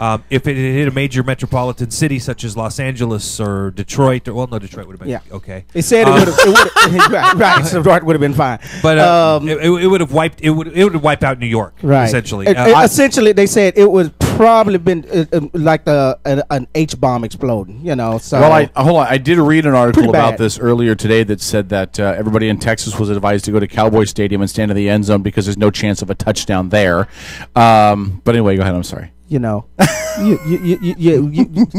we'll talk about that a little bit later. And I think if I understand, Jeremy's point about this is consternation, if you will, was that oh my gosh, this was just noticed 2 weeks ago. Right, this just noticed 2 weeks ago. Look at how big this is. Now I know it's a big sky, and excuse my saying as they said in the movie Armageddon, it's a big ass sky. So and the budget only covers so much.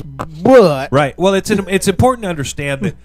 This is why a lot of people, myself included, were very critical of the president on him cutting back so much off of NASA's budget. Now, listen, I know those hard choices have to be made, so I'm not saying he was wrong for doing it. But the truth is that according to the astronomers, they only have about 2% of the budget that they need to truly monitor the night sky. Mhm. So and answer one more thing about this, because I believe this is true, but tell me if I'm right.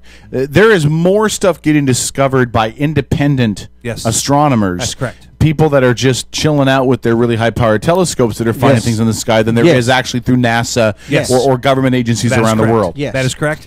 Which should scare the crap out of you.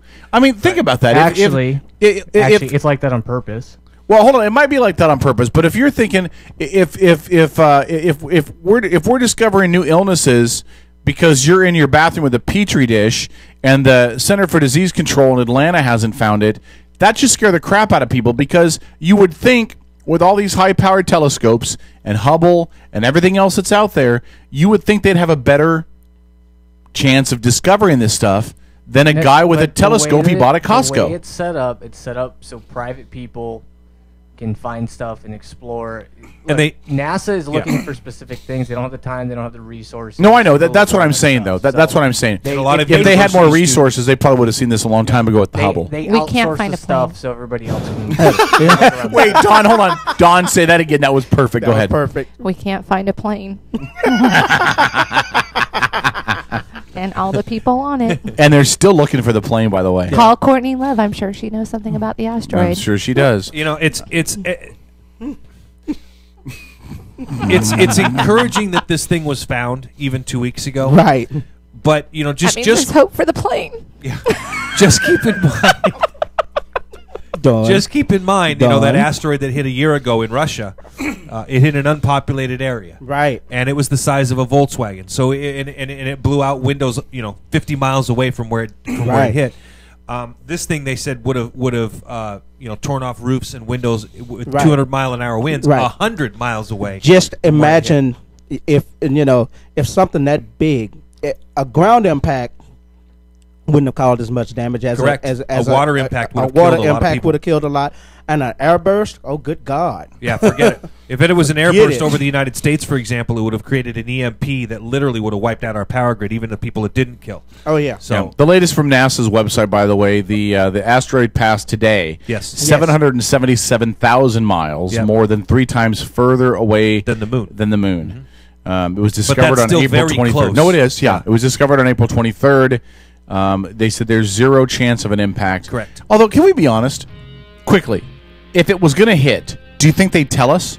Something like if there was a 50-50 chance of it hitting the planet, do you think they would tell us in advance and risk the chaos? Size, yes, I think they would have warned people. They said, we don't know where it's going to land, but it's going to hit. It's going to hit. Duck and cover, motherfuckers. Duck and cover. Let's Deep take a break. Impact, the movie. Deep Impact. We come back. We're going to talk about immigration. There's some stuff going on with this, and I'm sure Mr. that President, Paul's going to blame it's Obama gonna hit again. Hollywood. Okay. Don't tell him. Don't tell him. Stay tuned. Outlaw Radio Network. We're back after this. What's your friend's name again? Marcy. Marcy? Keep listening. She's still listening. All right, goodbye. We're back after this.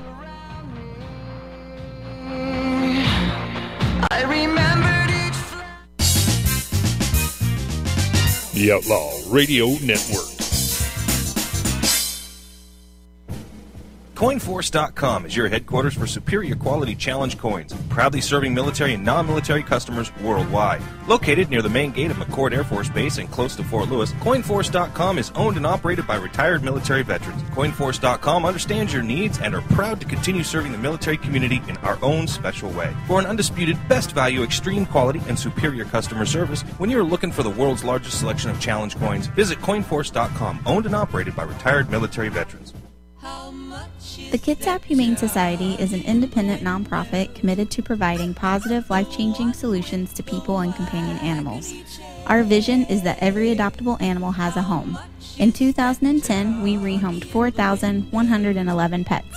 For more information on our programs, services, and animals available for adoption, visit us on the web at kitsap-humane.org. Kitsap Humane Society. Rescue, rehabilitate, rehome. Bremerton Bar and Grill is your new neighborhood bar and grill. At Bremerton Bar and Grill, they're an American-style, family-friendly restaurant that offers spectacular outdoor dining, happy hours twice a day, 18 draft beers, award-winning menus, and fast, friendly service. Need space for a private party? Reserve the Brad Johnson private dining room and dine in a real bank vault. Bremerton Bar and Grill, 190 Pacific Avenue, right across the street from the ferry terminal in downtown Bremerton. Brothers Power Sports has been a locally owned family business in Bremerton since 1949. From new and pre-owned motorcycles, ATVs, scooters, boats, and watercraft, to parts and service and apparel. Brothers Power Sports is committed to being your source for all your motorsports needs, and they're a proud sponsor of the Habitat for Humanity of Kitsap County. Brothers Power Sports, 5205 1st Street in Bremerton, and online at brotherspowersports.com. Stop in and feel the difference at Brothers Power Sports in Bremerton. Hey, it's K-Dog with the Outlaw Radio Network. You can email me anytime at kdog@outlawradionetwork.com. We'll even read some of your emails live on the air during the show. And as always, we invite you to check out that show every Sunday night from 7 to 11 p.m. on our website, outlawradionetwork.com. You can also download our weekly podcast from the website or visit the iTunes Music Store and download it there for free as well. More of the Outlaw Radio Network after this. Shepherds we shall be, for thee, my Lord, forgive. Our hands send forth from thy hand. Swiftly carry out thy command. We shall flow ever forth to thee, and teeming with souls shall it ever be. In nomine Patri, et Filii, Spiritus Sancti. I'll catch you on. I'll catch you on. I'll catch you on the flip side. Flip side. You're listening to the Outlaw Radio Network. This is a good song. I like this. Yeah, whoever did these bumps was okay, but they could have used more Creed. I'm just kidding. 253-617-1440 is the number. It's the Outlaw Radio Network. St. Paul, the Voice of Reason. Yeah. K-Dog. Legend. I'm a legendary. Legend. I'm legendary. We should even change the spelling of legend. So it should be D-A, legend, L-E-G-U-N-D, legend. Does that make him a Democrat? Wow. First of all, asking. First of all, I am not. Let's just get this out of the way up front. I am not a Democrat. I am an independent. I'm an independent. I've told you, independent Democrat. Hold on. Fiscally speaking, we've been over this before, but I'll say it again. Fiscally speaking, I believe that conservatives need to hold offices in city and county and in most cases state positions.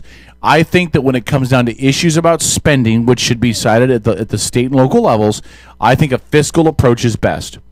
And I've never said anything other than that. It's why I supported Dan Griffey in his run for both of the runs that he had for the state senate, because I believed in what he said and what he preached. I believed in his agenda. So I'm not anti-conservative. I'm fiscally conservative. I agree with that. However, on a national level, where issues come into play that are more of a social impact, I'm more supportive of a liberal president, because they're not setting the laws anyway. Because you think liberals should dictate how a person lives their life. I think that liberals are far more allowing of alternate lifestyles and alternate belief structures. Funny that you brought that up, isn't it? Though but I'm just saying. But wouldn't you agree with that though? Wouldn't you agree that for right or wrong, good or bad? Okay, I'm not asking for you to advocate that they're correct, but would you agree that liberals as a whole are more accepting of other groups of people that don't believe like they do than Republicans? Kevin, I think that is a great question, and I will answer it like this. Yes. Yes, they are a lot more accepting of a lot of different lifestyles and thought processes, as long as you agree with them. Well, I think that's the same for both parties, though. Right? No, it's not. Listen, and I will give you... You think Republicans are openly welcoming people who disagree with their agenda? Yeah, generally speaking, because Okay. Republicans believe that you should, and conservatives have the attitude or the mantra that, you know what, it's good for us to disagree. It's good for us to keep the conversation going. And then they turn around and say you're wrong. And then what? and then they turn around and tell you you're wrong. Who? The liberals. conservatives tell the liberals they're wrong. They're welcome to and open to listening and to their Well, they're ideas. not exactly the president when they tell people. They say, "I don't care what you have to say, just shut up and get." But then in the they back of the turn bus." around and say, "Okay, well, I heard you, Yeah. but you're wrong." So, well, yeah, but then they'll explain why. Okay, but liberals do the same thing. It goes both ways. Yeah, yeah. Well, you may go both ways. I'm about to read a story to demonstrate my point. So, California liberals have passed a bill to regulate sex. Did Hold you on, guys sex hear is about the this? discussion. Can I have more donuts? I must have donuts. So we're talking about sex. Can I get some more donuts? This is a great story. This is awesome. I want to eat Okay. donuts while we're talking about sex. Have you guys heard about this story? Have you heard about this new law in California? There any other Oh, you laws guys are left? you're gonna blow your mind, Don. And I'll tell you what. When you guys are done hearing this, you're gonna say that's exactly what is wrong with progressive liberals. This story and this bill. All right. Okay, go for it. All right. Thanks, a bill Jordan. that has just passed the California State Senate would Donuts. effectively make criminals out of most people in California just for having sex. Can you guess why? Before I read, I the read article? that story. Yeah, I read this. Don, can you guess why? Nope. Kevin, Go for can you it. guess why? This is California. I choose not to guess. Okay. The bill, SB 967, would require, and I quote, affirmative consent before college-age couples can have sex. This would essentially outlaw sex that is had, quote, while in the heat of passion. In other words, this is the same law that's in place in several countries in Europe. It's what they used to catch Julian Assange. Okay? Okay. Okay? What the law does is it says that if you don't have some level of mutual consent before sex, in other words, both parties are completely cogent and of their right state of mind, what are you doing? You're looking it up? I just gave you the bill number. I was checking on Snopes to freaking see go if there was anything on Snopes.com? Snopes about it. I'm vetting the source. Yeah. Yeah, on Snopes. Snopes is By the way, you reliable. know the Go two ahead. owners of Snopes are high-ranking. God. They donate a lot of money to the Democratic Party. Yeah, just because saying. nobody who did anything democratically could even possibly contribute So to society. let me read this. Go SB ahead. 967, amended last week by State Senator Kevin De Leon, Democrat, Los Angeles, would mandate that college students obtain an affirmative, unambiguous, and conscious decision by each participant to engage in mutually agreed-upon sexual activity.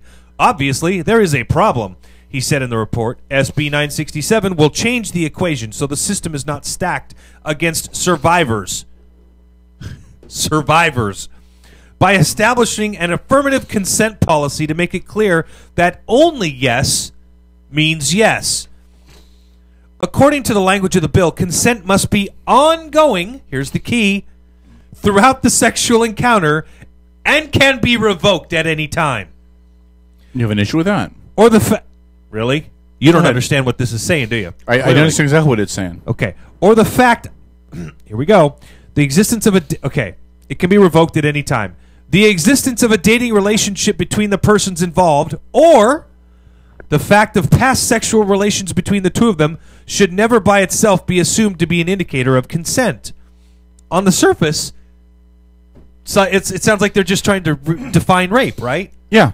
Yeah. Here's the problem. She wakes up in the morning with Coyote Ugly going on. In other words, she's got to gnaw her arm off because she doesn't want to wake you up when she runs off. And guess what? You're cry now rape? in trouble. I In other words, you go out to a bar, you get drunk, you meet a girl, you go back to the house, you have a one-night stand, you're both tanked. That's now illegal by California law. I don't think so. I just don't. I don't think that's what this says at all. Well, obviously there's a problem. According to the language of the bill, consent must be ongoing throughout the sexual encounter and can be revoked at any time. By the way, that Okay. includes after the event. Where do you get that from? So I understand that you're. It says it can be revoked at any time. It doesn't Revoked say at during any time. It says doesn't say during the You event. can't revoke it afterwards. You can't say, okay, I gave you the punani, let Kevin, me have you're it not back. listening. That's exactly how they arrested Julian Assange in Europe. They said a girl he'd had sex with the week before decided partway through, even though she forgot to tell him, that she didn't want to keep having sex. This is almost the same exact law. So the issue here, and I'll finish reading. While the bill appears to be motivated by the noble intention of addressing sexual assault on university campuses, it can lead to an absurd dating environment and over time criminalize people who have sex. The bill could open the door to the prosecution of a partner for rape if the other partner regrets having sex with them the next day, even though they had no problem with it before or during the act. Unfortunately, we have a glimpse of the future of dating in California via the love contract skit on the Dave Chappelle Show. I don't know if you guys seen that, but Hold if on. you haven't, you should watch it. Let me read this to you. This is from the Fresno Bee, which is a newspaper in Fresno, California, and this is their editorial response to that bill. So let me get this straight. Now, the Fresno Bee, okay, there's an editorial response clearly written by a hardcore leftist Democrat in response to a bill that was put up by a hardcore leftist Democrat. Go ahead. We got to. I'm just giving you an alternative way to look at it. I'm not saying it's right or it's wrong. I'm just giving you because you're railing against it. Let me give you what is in the editorial. Give me the Just an leftist editorial. FYI, the Fresno Bee would be kind of like a newspaper from Shelton. Yeah. As Denise Libertu of the California Coalition Against Sexual Assault points out, this bill would fundamentally change the way that many colleges deal with sexual assault. It would make it harder for perpetrators to brush assaults off as alcohol-fueled encounters and make it easier for victims to report sexual assault because their confidentiality will be protected. It also requires colleges to partner with community organizations for rape prevention and crisis services. Significantly, it adopts in campus disciplinary cases the affirmative consent standard, which means that yes only means yes if it's said out loud. So, again, I'm not saying you're right or wrong. I'm just kind of giving you the opposing viewpoint. Well, if you're doing it right, there's going to be a whole lot of yeses off in there somewhere. Yeah. And what about in the event of a threesome? Will a flag be thrown for too many men on the field? I mean, would a what be thrown? A flag. No, you said that flag ain't what you said at first. No, I said a flag. Yeah, I think you said fag. You said flag. I'm pretty sure fag came out. So. Do you know that in Dallas, the Cowboys have a threesome? It involves three guys and two guys and a heifer. You know what this law could very well mean is there's a lot of guys in prison that suck in bed, which solves Don's problem. Now listen, I'm because how long do you think that it's going to take before that starts becoming? And that's why they said the bill itself would create an awkward and unrealistic set of circumstances. It would create a situation where. Literally, you're scared to go out and listen, Kevin. I think you can. Yeah. I think you can identify with this. You go out and you meet girls. You go to the bar, right? Sure. Yeah. My wife has told me she's seen you out with several. I go on. I've had dates before in my life. Yeah. No, I mean, yeah. even recently. Like I have dates. No, not anything recently. Or but I have listening, dates. If they are, I'm totally sorry for busting you out on that. He has to call them dates legally. You have to call them a date. And you talk about how many roses they'd like. So the point is thank God for Kevin, Craigslist. Kevin, I don't want to dig up your past, but you've had a situation in your past where an accusation was leveled against you that was completely That's right. erroneous. It was wrong. It was a lie. Right. Okay. Now I'm glad she came forward and admitted it was a lie. That what happens? Bitch. What do you think the next step is here? The next step here is that you're going to have people, men and women, that get into a relationship with somebody, but it'll only be women that do this because men would never get away with it. Cops would laugh at them. Sure. But you have a woman who meets a man. Okay, they go out, they have a few drinks, whatever. They go back to his place or her place, they have sex, and he's going, "Dang, this chick is just nuts, man. So he doesn't answer her phone calls for a couple of days. Been there. She wigs out. Next thing you know, she's calling the cops saying, he got me drunk, he took advantage of me, we had sex, and I didn't want to. That's the point. That's what this bill will lead to, guaranteed. This is exactly what this will lead to. Well. Let me read you a summary of the bill. Hold on. Let me read you a summary of the bill. Then I want to get Don's thought here. Let me read you the summary of the bill. This is from AliceLaw.org. Don't know anything about them. They could be left. They could be right. I'm going to read the summary. Go ahead. The bill requires the governing boards of post-secondary institutions in the state. What does that mean? Colleges only. This is about colleges. To adopt policies concerning campus sexual violence, domestic violence, dating violence, and stalking. The governing boards must adopt detailed and victim-centered sexual assault policies and protocols based on best practices and current professional standards, including an affirmative consent standard in the determination of whether or not consent was given by a complainant. At a minimum, the policies and protocols must include a policy statement on how the institution will protect the confidentiality of victims, an initial officer response to a report of sexual assault, a preliminary victim interview and follow-up interview, an interview with the accused, medical forensic examinations in coordination with the forensic examiner, participation of victims' advocates, and procedures for anonymous reporting of sexual assault. The bill requires these governing boards to adopt certain sexual assault policies and protocols, and requires the governing boards, to the extent feasible, to enter into memoranda of understanding and other agreements with on-campus and community-based organizations to make services available to victims. The bill also requires the governing boards to implement comprehensive prevention programs addressing sexual assault, domestic violence, dating violence, and stalking. A comprehensive prevention program includes includes a range of prevention strategies, including but not limited to women's empowerment programming. Women's empowerment programming? That just sounds weird. Awareness raising campaigns, primary prevention, bystander intervention, and risk reduction. So, what I get from this, tell me if I'm wrong, it sounds like this is a bill that basically says colleges, you have to take sexual assault more seriously. You have to be able to establish if consent was given, and you also need to get some social programs going to make it so that sexual assaults are not as easily ignored on campus and that women are comfortable coming forward. Yeah. Dawn, is that what you get from it?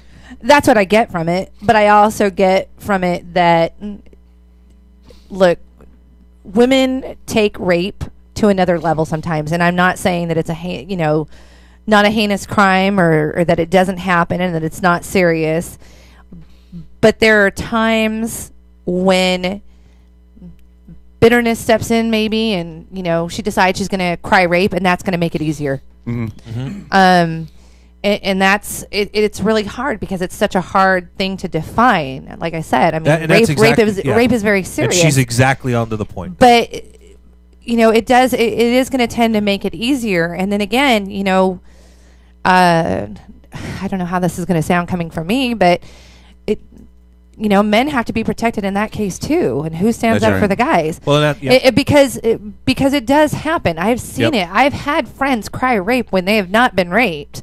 And that's just telling me we're going to take it, a little bit further and make it easier on college campuses where it is such a serious problem. And with it is. And I have a daughter who's leaving for college in August. It scares the hell out of me to send her off, knowing that that these kind of things exist and that things happen. Does it weird you out thinking that your daughter is basically, where's she going to college at? Texas A&M. Yeah, that is a drunk sex party school right there. At Corpus Christi. Yeah. So does that kind of wig you out or do you just put that thought process out of your mind? I have been a basket case for the last couple of weeks because of literally, emotionally. I'm worried. Yeah. We had a shooting at our own college here, so close by. I mean, things happen, and I'm going to be so far away from her. Yeah. I know where my daughter morally stands. Was that part of her choice to go to a college down there? Because she wanted to be that's the only college that she applied for, and she was accepted. And so, with that being said, she wants to go, and kudos to my kid for wanting to go and do something. It scares the hell out of me. I trust no one, and I hope that I've taught her not to trust. I hope that I've taught her not to trust just anyone. But I also know where her stance is on with regards to sex. My daughter is very. She's a good Christian girl, if you could say. I mean, she believes. Wow, in where'd waiting. you get that from? Right, she believes in waiting for marriage, and so with that, not all girls have that same belief. And then how do you distinguish between the truth and fiction? And I don't know. It really is a tough thing. I want to see sexual assault taken more seriously on college campuses to protect girls like my daughter. Right. But unfortunately, we live in a society where we are raising children that believe it's okay to go sleep with anyone in every, way, shape, or form. And now we've opened it up to, you can go do this, and then if he upsets you, we're going to make it all better. Yeah, and that's my fear when I read this bill was that it becomes a tool. And I get the idea. Look. Nobody's going to say we shouldn't try to criminalize rape. No. Those laws already exist. They really do. They already exist. But they don't do in a way, especially on college campuses. If you read the numbers that are coming off of college campuses, women, the rate of sexual assaults on major college campuses is in some locations double than the societal norm for that area. Right, but Kevin, let's put that into perspective here for a second. Only because I say that there are a couple things we know goes on college campuses. One, stress. Stress levels are very high. Sure. Number two, how do kids or young adults that age relieve stress? drugs, alcohol, parties, and sex. They put themselves in situations that are compromising. Okay, so it is a cesspool, if you will. It is a petri dish of problems waiting to happen. The tools are already there if somebody is assaulted or raped to have the individual that committed the crime prosecuted. Those tools already exist. Yes, go ahead. The tools are there, but they're not being enforced enough on college campuses. I do not disagree college with you. campuses. Yeah, I do not. If you're looking at it from an entire state, yeah, so then pass a law that forces the colleges to do a better job. That's what this is supposed to be. No, because what this does is it opens the Pandora's box. And what it does is as it made it the point in the article, it can take a lot of totally normal, innocuous, didn't mean anything by it, heat of the moment, had sex, all of a sudden in the morning she got up and decided, oh my God, he's ugly. Yeah, in other words, it takes away the right for one to have a one night stand. I mean, essentially, Jeremy, it does. Yes. It really does. I mean, it should. Yeah, and again, I don't know if any court in the world, if any jury in the world, well, I won't say in the world, in this country, any jury would say she gave her consent and the next day she took it away. And now we're going to hold her responsible. But we're talking about California. Now, and I firmly believe that could happen in California. And the caveat to this, though, comes down to a guy and a girl. The girl is drunk out of her mind. The guy takes advantage of her. And I get the feeling that this is kind of what that's geared towards, which unfortunately happens more often than not. Well, and again, and I'm not saying that it doesn't. I'm just saying I get the feeling that's what this is geared towards. That this is geared towards people who are not in the right mind to give consent in the first place. Inebriation, drunk, right? However, alcohol. And I'm not insensitive when I say this, and I'm not excusing anybody, but the one thing that we're not teaching our women because of the equal rights push and the need that everybody is equal and the need that everybody should be treated the same and all of that. So you don't think everybody is equal and should be treated the same? Not in this situation. Listen, if a guy gets drunk, out of his mind, obliterated, he's not going to pass out and get fucked by some girl. That's not going to happen. That does happen. It does happen. No, it does happen. Rare. No, compared to the number of times it happens on the flip side. We have to teach our women. We have to. That even though you should be treated the same, paid the same, everything's the same, you are not the same in society. You are, sorry to say it, the weaker sex. And you will be preyed upon by men who want to prey upon you if you put yourself in that spot. And I'm not excusing the guys that do it. They need to go to jail. But women need to be smarter and say, I have to look out. Girls Gone Wild? I got to look out for myself. Yeah. I got to not put myself in these spots. And I'm not saying she's responsible for being raped. I'm not saying it's her fault. But some of the actions and decisions you make can put you in a more likely situation. I can tell you that. I'm in Don's boat a little bit here on, and I hear exactly what you're saying. Don't feel bad. The way Don's going tonight, a lot of guys have been in Don's boat. No, because can I ride in your canoe? I'm somewhat in her same situation because my niece graduated high school today. I mean yesterday. She graduated from high school and now she's getting ready to go off to college. And it's my brother who's been on the preacher. Yeah, his daughter. His daughter. Yeah, his daughter. My good niece. For her. She graduated, and oh my God, now the real world is about to begin. Engulf her. Literally. I was having a conversation with her the other day, and I'm like, you're getting ready to go off to college. You're going to be leaving home, and now some real tough decisions are going to have to be made. Is she going to go to the University of Washington so she can come visit Uncle Trojo? No. Unfortunately, she's staying closer to home, but I think if I remember right, she's trying to attend UT, University of Texas. I personally think, and this is kind of weird like this, but I would like to see more kids who go to college stay closer to home. Because unless they're financially capable of going out of state so far away, which not a lot of them can get a full ride. Yeah. You know what though? Yeah. It sucks because in all honesty, for what my daughter wants to do locally within state, she can go to school and get the best education for what she wants to do in what does she want to do? She wants to be an athletic trainer, physical therapy. I thought UW had a pretty good. Oregon actually. We have a great program, but where it will cost me $17,000 to send her there. It will cost $30,000 at the UW.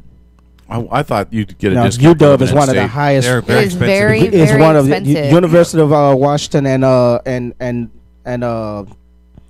The Cougars. Yeah. WSU. Yeah, WSU. Yeah, they are way expensive. Yeah. Well, listen, the Cougs are trying to Not save pay money, though. Their football coaches top dollar. The Cougs are the only college in the nation, I believe, that their cheerleading program doubles with 4-H. Hey, so I want to read this really quick before Paul splits. This out of Las Vegas. I don't know if you guys have heard about this. This was what happened late this morning, so I'm just going to read this really quick, and then I'll ask a quick question. 2 Las Vegas police officers were shot and killed along with a civilian bystander late Sunday morning by a gun-toting duo declaring revolution, authorities say. Las Vegas Metropolitan Police spokeswoman Laura Metzler says the attackers, one male, one female, opened fire inside of a Cece's Pizza location at 11:30, killing the officers as they ate lunch. After killing the officers, the pair then went across the street to a Walmart where they killed a female at the store's entrance. As police converged on the Walmart, the female suspect killed the male suspect and then turned the gun on herself. So here's the question. Again, I'm not assessing blame to government officials. I'm not doing any of that. But we continue to see these isolated incidents where somebody's going batshit crazy with a gun. I'm not having the gun discussion. We've beat that to death on this show. But is this the new normal? Is our country turned so far on its end because of the housing crisis and because of the economy, the lack of jobs? Sure, it's a great question. The perceived idea that this country is going very socialist, or when Bush was president, the perceived idea we were going fascist. All of that. Is this the new normal in this country where we've worried so much about foreign terrorists? In reality, we need to be worried about the idiot whack jobs at home that are American citizens that just cannot cope. Right. Well, we can't sovereign citizen something or other. Right. I've been seeing a lot about this week. It's the entire sovereign citizen movement is bunk. It's anybody who takes that seriously has got a lot bigger issues in their mind. It's basically they want to live here, live off the system, live off the grid, and not have to adhere to any of the rules of this country. They think that somehow they're able to claim that, and it's just baloney. And I say that because Caleb and I actually have an entire section of our family. They were called the Freemen, and they were back in Montana, and they decided that they were going to declare themselves all sovereign citizens on this ranch, and they was off their rockers. That was back in the early '90s. Caleb wouldn't remember it, but Tro, do you think it's the new? Is this the new normal, or is this just a phase because of the economy where we're at? We'll come out of it, and this will go away. I think it's just a phase, personally. That's not, and by the way, if you're going to declare a revolution, you need more than you and your batshit crazy girlfriend to do it. I think it's just a phase. Well, I will tell you something, and we'll go to the top of the hour break. I don't know if you watched it, Paul. You probably did. They did a 3-part series on the History Channel or Nat Geo or whatever. I think it was History Channel called World War or the World Wars. It basically started with the beginning of World War I, moved through World War I, and then into the 20-year peace that was a bullshit peace between 1 and 2, and then what happened with World War II. And it basically, in a very good way, kind of broke down how the players from World War I developed into the major players in World War II. But one of the things that we said... Yeah, I just watched that last week. Phenomenal. But wasn't it great? Yeah, they went over with Patton. Yeah, they showed Churchill, Patton. Yeah, Patton in World War I, Churchill, World War I. They kind of told the whole story. Yeah, Russia. Yeah, I thought it was really well done. But there's one part of this that I think we see in bits and pieces in our country now, which is Adolf Hitler in the early 30s tried to declare revolution. And Adolf Hitler failed because he wasn't very well organized, and the Kaiser at the time had really, really strong internal control of the police and the military to strike anything down. And that was when Hitler got arrested, went to prison, went to jail, wrote Mein Kampf, all that. What's the name of Obama's book? Mein Kampf. But the point is that the same. I'm almost feeling the same seeds that we see that led to a rise of Hitler and National Socialism, we see in this country present day and age. And I'm not singling out conservatives because I think there's Democrats out there that'll do it the same way. Conservatives would not support National Socialism. Not National Socialism, but I mean, but the idea that you have a grassroots movement that's essentially going to have to raise up against the government to get anything done, and they don't agree with the progress of the country, so they're going to take up arms and they're going to revolt. Well, clearly rebel. The president is worried about it. That's why he's just passed this last law here. In believe it was 2010 that just became public, basically giving the right to commanders on the ground and local political officials to call in military personnel to quell a civil disobedience Yeah, we or talked about uprising. that last week. Yeah. So I will just say, if you have the opportunity, study what goes on in the world during that time, during the 30s in Europe. Study that, because there's so much of that. Those who fail to understand history are doomed to repeat it. There's so much of that I see playing out in this country today. Not in a bad way. Not that Obama's Hitler or anything like that, but just there's lessons to be learned there. And I won't get into it any more than that because it'll take me 3 hours to explain it all. There you go. So, St. Paul, the voice of reason. You're heading out. You're heading home. I'm out. I got to take. You want to the stay kids another home. hour? No, I Till got to take 10? the kids home. Are you going to call back in when you get there? Yeah, I'm going to call in when I get there. Okay. Don't answer his phone call. We're back after this. Outlaw Radio Network. The Outlaw Radio Network. From NPR News in Washington, I'm Jim Hawk. Details of U.S. Army Sergeant Bo Bergdahl's 5 years in Taliban captivity are still emerging as a political fight over his release continues. NPR's Sam Sanders reports the Obama administration is standing by its move to swap 5 Guantanamo Bay detainees for Bergdahl. On CNN's State of the Union Sunday, Secretary of State John Kerry said the U.S. had to free Bergdahl because he was at risk of very harsh treatment. To leave an American behind in the hands of people who would torture him, cut off his head, do any number of things, and we would consciously choose to do that, that's the other side of this equation. I don't think anybody would think that is the appropriate thing to do. The New York Times is reporting that Bergdahl told medical officials he was locked in a metal cage in total darkness for weeks at a time while in captivity, as punishment for trying to escape. Military officials say that Bergdahl's health continues to improve daily. Sam Sanders, NPR News. Authorities don't know why a man and a woman shot and killed 2 police officers at a Las Vegas eatery Sunday before fatally shooting a third person and killing themselves inside a nearby Walmart. Sheriff Doug Gillespie of the Las Vegas Metro Police says the loss of 2 officers is devastating. We have lost 2 officers with young families and a family of law enforcement who cares very, very much about them, as well as a community that cares very, very much about them, as well as the innocent citizen that lost their life.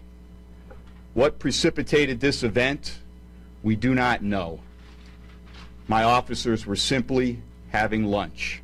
The 2 officers who were eating lunch were shot at point-blank range. The motive for the shooting remains under investigation. The presidents of Israel and of the Palestinian Authority have met in the Vatican with Pope Francis to pray for peace.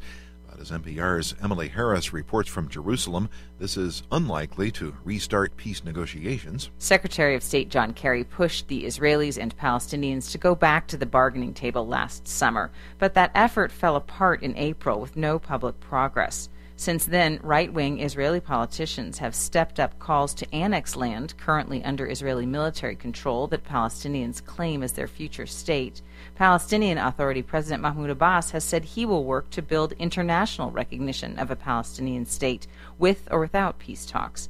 Abbas controls the Palestinian side of any negotiations with Israel, but Israeli President Shimon Peres, who Abbas prayed with at the Vatican, has no direct role. Still, negotiation watchers on both sides say this could be one trigger to back-channel peace talks. Emily Harris, NPR News, Jerusalem. Rafael Nadal has won the French Open for the 5th time in a row and the 9th time overall. The Spaniard beat Novak Djokovic in Sunday's final. You're listening to NPR News in Washington. Spanish police have arrested a suspected member of the Basque separatist group ETA. Lauren Freyer reports the arrest took place Sunday at Madrid's airport. Maria Jesus Elorza Zubizarreta has been a wanted woman since 2006 when French police put out an arrest warrant for her. ETA operated in Spain and France before declaring a ceasefire 3 years ago. The group was responsible for more than 800 deaths over 5 decades, bombing supermarkets and police stations starting in the late 1960s, when it launched an armed struggle to establish a Basque homeland on the borders of Spain and France. Elorza was accused of involvement in multiple murders in Spain and of bomb-making activities in France. She'd fled to Venezuela but tried to return to Spain on Sunday when she was arrested at Madrid's airport. For NPR News, I'm Lauren Freyer in Madrid. A Pakistani official says a siege of the country's largest airport is over, leaving 13 people dead. Militants stormed an airport terminal before midnight Sunday and battled for roughly 5 hours with security forces. There was no claim of responsibility for the assault. A line of severe storms packing high winds and hail swept across Colorado's eastern plains on Sunday, spawning several damaging tornadoes. One twister was spotted in the northeastern town of Grover and two in Park County. Another twister also touched down southeast of Denver. No injuries are reported, but there's been some property damage. At the movies, the teenage romance The Fault in Our Stars was the top ticket seller over the weekend. Maleficent is second, followed by the Tom Cruise action film Edge of Tomorrow, the latest X-Men movie, and A Million Ways to Die in the West. I'm Jim Hawk, NPR News in Washington. CoinForce.com is your headquarters for superior quality challenge coins, proudly serving military and non-military customers worldwide. Located near the main gate of McCord Air Force Base and close to Fort Lewis, CoinForce.com is owned and operated by retired military veterans. CoinForce.com understands your needs and are proud to continue serving the military community in our own special way. For an undisputed best value, extreme quality, and superior customer service, when you're looking for the world's largest selection of challenge coins, visit CoinForce.com, owned and operated by retired military veterans. The Kitsap Humane Society is an independent nonprofit committed to providing positive, life-changing solutions to people and companion animals. Our vision is that every adoptable animal has a home. In 2010, we rehomed 4,111 pets. For more information on our programs, services, and animals available for adoption, visit us on the web at kitsap-humane.org. Kitsap Humane Society. Rescue, rehabilitate, rehome. Bremerton Bar and Grill is your new neighborhood bar and grill. At Bremerton Bar and Grill, they're an American-style, family-friendly restaurant that offers spectacular outdoor dining, happy hours twice a day, 18 draft beers, award-winning menus, and fast, friendly service. Need space for a private party? Reserve the Brad Johnson private dining room and dine in a real bank vault. Bremerton Bar and Grill, 190 Pacific Avenue, right across the street from the ferry terminal in downtown Bremerton. Brothers Power Sports has been a locally owned family business in Bremerton since 1949. From new and pre-owned motorcycles, ATVs, scooters, boats, and watercraft, to parts and service and apparel. Brothers Power Sports is committed to being your source for all your motorsports needs, and they're a proud sponsor of the Habitat for Humanity of Kitsap County. Brothers Power Sports, 5205 1st Street in Bremerton, and online at brotherspowersports.com. Stop in and feel the difference at Brothers Power Sports in Bremerton. Hey, it's K-Dog with the Outlaw Radio Network. You can email me anytime at kdog@outlawradionetwork.com. We'll even read some of your emails live on the air during the show. And as always, we invite you to check out that show every Sunday night from 7 to 11 p.m. on our website, outlawradionetwork.com. You can also download our weekly podcast from the website or visit the iTunes Music Store and download it there for free as well. More of the Outlaw Radio Network after this. Good evening. My name's Wayne. Some of you may have seen me before. I've been kicking around Hollywood a long time. You're listening to the Outlaw Radio Network. OutlawRadioNetwork.com. Because I think it's the best thing of its kind that's come along. And I hope you'll agree with me. It's honest, it's adult, it's realistic.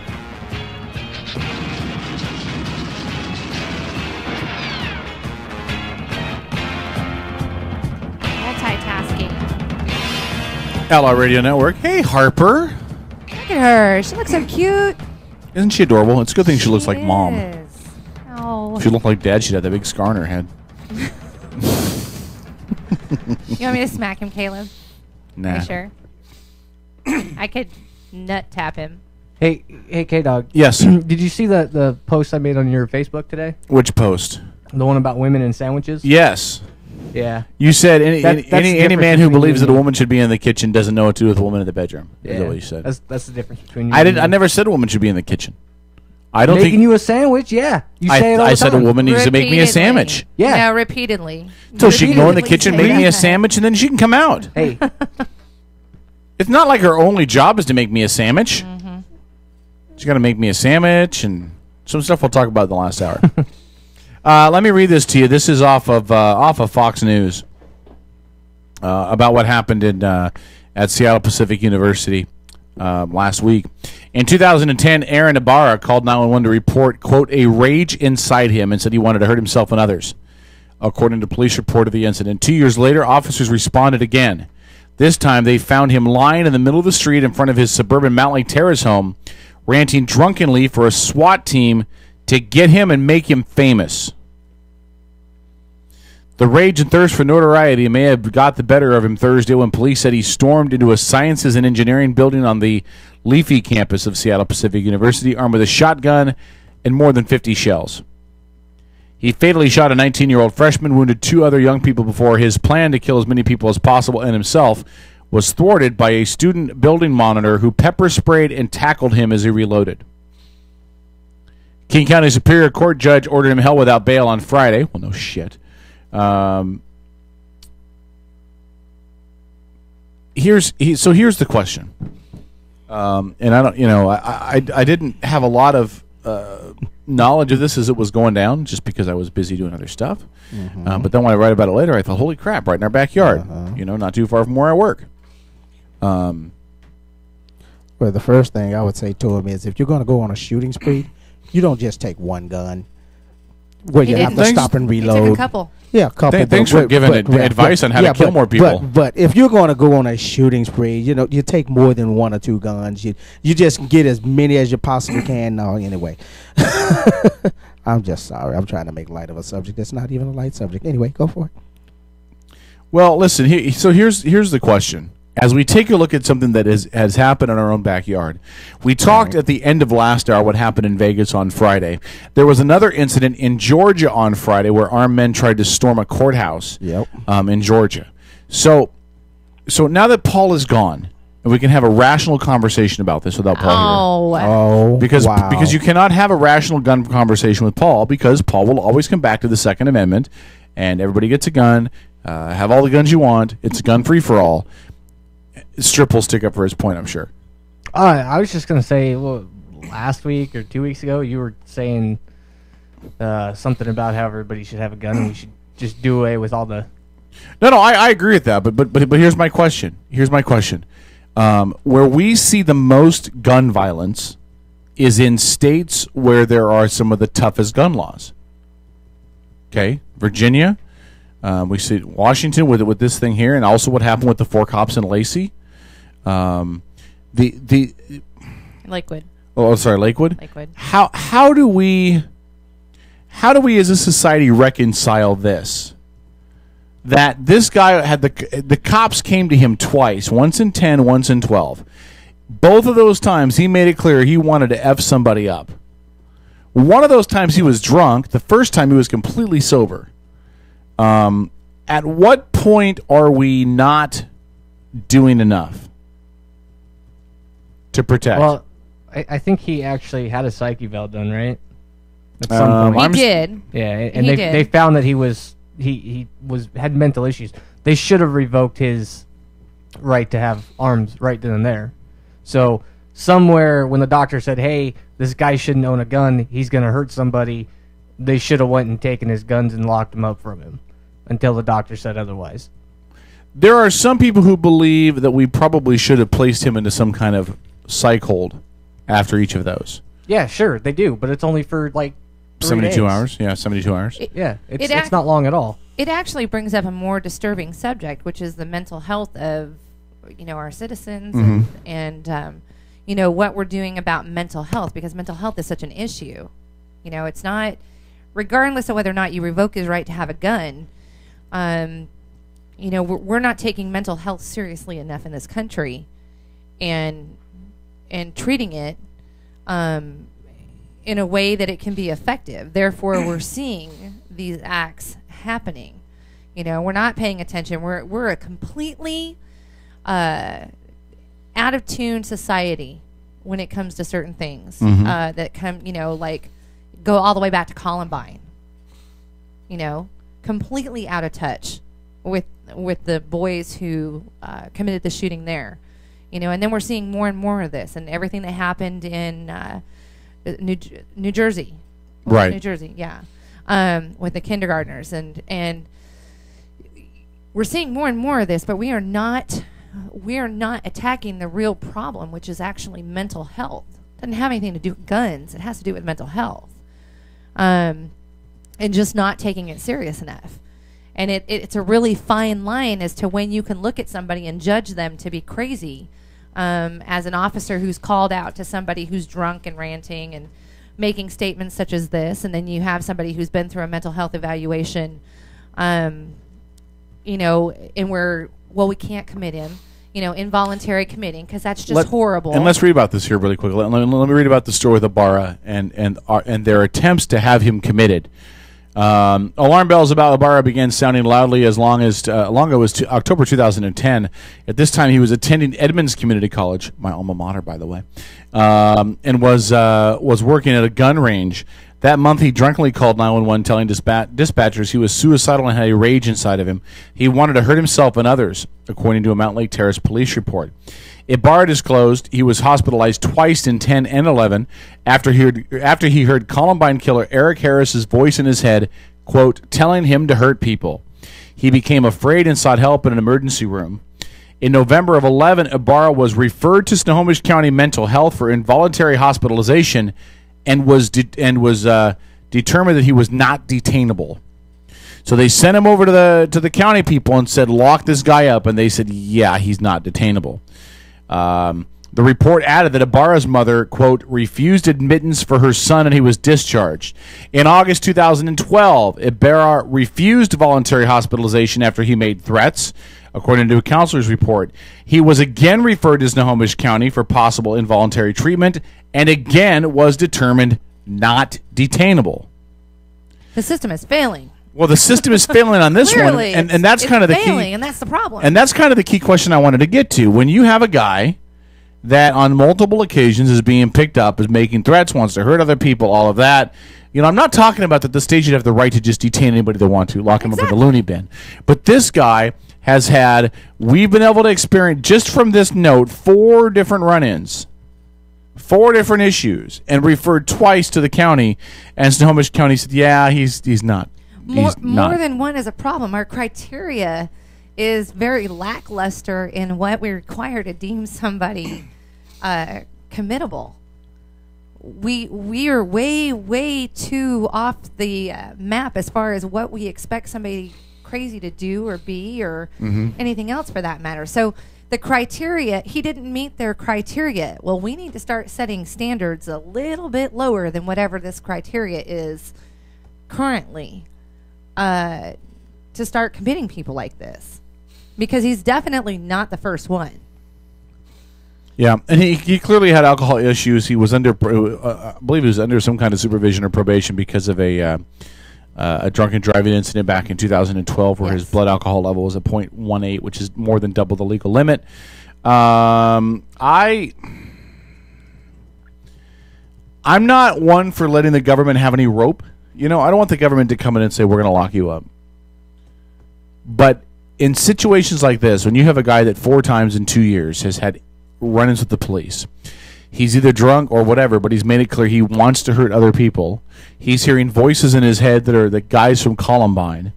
At some point, Tro, don't you think they just need to bite the bullet figuratively and put him in a facility where he can get treatment and hopefully eventually become a productive member of our society? Yeah, I would say, someone's just screaming out for help and looking for help or attention, what it may be, that just want to be famous and is literally trying to get arrested and doing everything they can to get that national attention. You've got to take in, with everything that's going on that has happened in the world, cities, you got to take into account, okay, this guy is like literally 2 French fries away from becoming a fry guy and going off the deep end. Which is eventually what has happened. He wanted the attention, so now he's got it. But when he's crying out for help and they didn't act upon, in a nutshell, he probably should have been locked away a long time ago. Or at least in some kind of a forced treatment. Forced treatment, family, somebody. Especially when he's already had officers and officials called out on him, and he actually called them himself. Sure. That's just not normal. You would think that bells and red lights would be going off everywhere. We're a smart enough society to discern Yeah. between the symptoms of just being a normal person and somebody who might be having a little stressful Right. situation, and somebody who's gone batshit crazy, Right. that's getting ready to do something to not only cause harm to themselves but harm to others. Right. We're a smart enough society to discern between, crazy and sane, and Right. why it takes something like this, Right. for people to sit back and go, whoa, wait a second, because you really can't look at this. My big concern was that you were going to have the mayor of Seattle stepping up, because he kind of went out of his way and said that, which remind me after, because I want to bring up a point about that, about him. Okay. But he did go out of his way to say, we have a problem with guns in Seattle. Well, no shit, you have a problem with guns in Seattle, but you also have a problem with crazy people in Seattle. Right. They're all over the streets. Right. And we are not doing anything to address mental health. Well, I love Starbucks saying, "Hey, we don't want you to bring guns in our Starbucks." Because the only people that are not going to bring guns in the Starbucks are people that are obeying the law. So the people that are batshit crazy that are going to break the law, they're going to be like, "Oh, you asked me not to bring a gun. Oh, I guess I won't shoot people in here today." It's ridiculous. Correct me if I'm wrong. We're talking about people being crazy. I mean, and this guy here was very. I mean, he could have went either way in this situation. He wanted to go crazy pool. Right. He was definitely in the deep end of the crazy pool. I could be wrong, but especially just say the people in Seattle are crazy. Correct me if I'm wrong, but I believe there was a survey conducted at one point that said that, well, the Northwest area has had the most serial killers in the United States come right out of this area. We have had studies and stories that have been talked about with the type of crime and violence that we have. Part of that you will see mentioned all the time is the fact that we live in a vitamin D deficient state, essentially, that the weather is the cause of all our that's what emotional up and downs, So there is some truth to that. Yeah, so this guy could have instead of going on a shooting rampage, he could have became America's next serial killer, and just because he wanted the notoriety. That's all he wanted. He wanted attention. He wanted attention, that's what he was screaming about. Issues. But he definitely had issues. But the biggest thing he wanted was to be noticed, and that's and that's the a type scary of notoriety thought. that he wanted. Again, that comes back to just being crazy. Yeah, that's just crazy. It's not the first time that we've heard it. So when we're passing him back and forth between counties and different medical facilities to determine his level of craziness, and that he's not crazy enough to, wrap his ass in saran wrap and lock him in a room somewhere with padding. And I don't even care if you get padding at that point. Right. It is very, very sad because, again, we are not taking care of this. We're seeing it. We're not only just seeing it with people that are civilians. We're seeing it with our military coming home that are having PTSD issues, where we are not addressing that. And I will tell you emphatically, my life that's a real recently bad thing. Is touched by that, because I have a friend. I don't want to say a friend, but he's been a customer, an acquaintance in the venue that I worked at. He's actually sitting in jail, because he stabbed another soldier to death. Oh, believe me. And I've been me. saying for the last 2 years since he came home, he's not right. You can have a conversation with this guy and tell he is not right. Yeah. You could have a conversation with Ibarra and probably tell that this guy is not right. Something's wrong. Some of his neighbors said he just seemed normal. He played pranks on him. He was fine. There was no issue. Other people said he had a fascination with Columbine. The ones that knew him closely. Probably, yeah. Those are the ones that were interviewed that knew him closely are the ones that are saying that he had this fascination. So, well, that within itself should have. Yeah, but what do you do though? Yeah. What's that? But what do you do though? I mean, they've referred him twice to Snohomish County, and both times they said, "Yeah, we don't have to hold him." They're not looking at the facts. The problem is we're seeing this facade that this kid is able to put on in front of people he does not know. Okay, but the phone calls state for himself. You have to look at it from a standpoint of rational thinking, going, okay, does a normal person with all their screws intact and all their nuts and bolts in the right place and every light bulb in the chandelier on get on the phone and make calls like this? Do Nope. normal people stand in a street and say, shoot me? Do normal people take an interest in Columbine and talk about it? Do they talk about wanting to have notoriety for committing a crime in a Columbine fashion?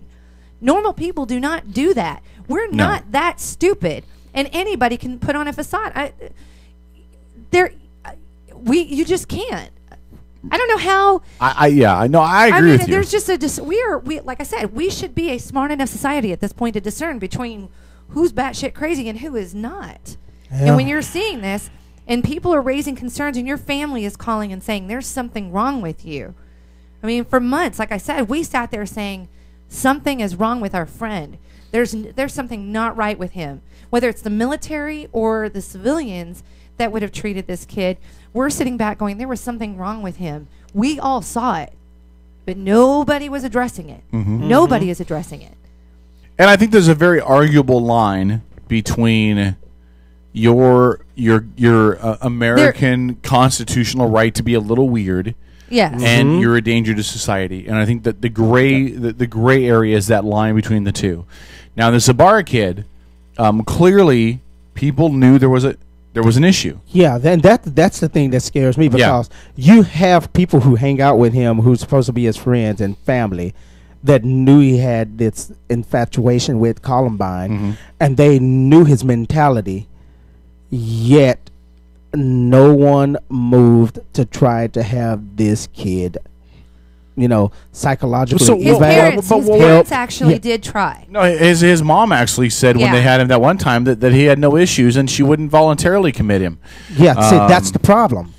Well, it is part of the problem. That's a big problem. But once he becomes an adult, listen, Tro, even if you and I, let's say that Dez, who's a little off center anyway, that Dez is just as you put it earlier so eloquently, Dawn, batshit crazy. Okay, and we know that she's crazy. We know she's a danger. We know she's a risk. And we go and we tell Kitsap County, hey, we know this, and this, and they review her for detainment, but they determine she's not detainable and they release her. What else can they do? Nothing. I mean, you can't. That's one time. No, but I'm just saying you can't. If one time he was twice. He was twice into the county, and they said no. What else? I guess I'm just asking, what else do they do? With many other incidents, right. I mean, we can't just look and go, okay, it's one time.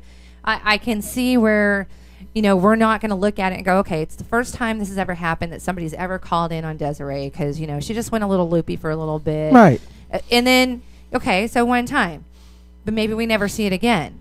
And maybe whatever's going on, clears itself up. But then all of a sudden, if we start seeing a pattern and you're in trouble with the law consistently. Well, of course. And then you're standing out in the street hollering at your neighbor in your underwear, waving a gun around, wanting to be famous for something, then Desiree, I'm going to call again. Well, and look, somebody's going to need to take a look. So we need to have a standard to go, okay, maybe we should consider this. It's the same scenario. It's the same principle as somebody calling in kids, calling in parents on calling CPS on parents that's abusing their kids. Exactly. It's look. First report comes in, they do an investigation, they don't find it. Second report comes in about the same parents, you do an investigation, you still say that, oh, sorry, can't find anything. The third time a report gets called in, and you're the same person that's calling report, then they're going to tell you, oh, well, you keep filing these false reports. We're going to turn our investigation on you because clearly there's something going on, but we think it might be you that's causing the harm. They're trying to get them in trouble. Look, I mean, again, it's crazy. But then all of a sudden, years down the line, another report gets filed on the exact same person, but this time it comes from an official. It's like an official source or a third source or an outside party, but you still don't find fault in it. And then finally, once the kid is grown or batshit crazy or quote unquote, you find the kid, you find them in such a state of shock or dead. Now, maybe there actually was something going on. We definitely, again, it's the same scenario. There is definitely that issue. Take a look back at I got to think of it as Powell. Okay. Oh, Stephen Powell. We have a lot of Josh Powell and Stephen Powell. He's another one. Stephen Powell's we probably ought to pick this up after break because I hear the music going. But if you take a look back at that, and the criteria was not met just for those simple things that we have to protect children, period, we're screwing up all over the place. Yeah, there was an article on King 5 that said that they found some child porn on Josh Powell's computer. Maybe that would have been enough. Well, it's not enough if they don't know it's there. I mean, this is... We'll talk about that after the break. Stick around. Outlaw Radio Network.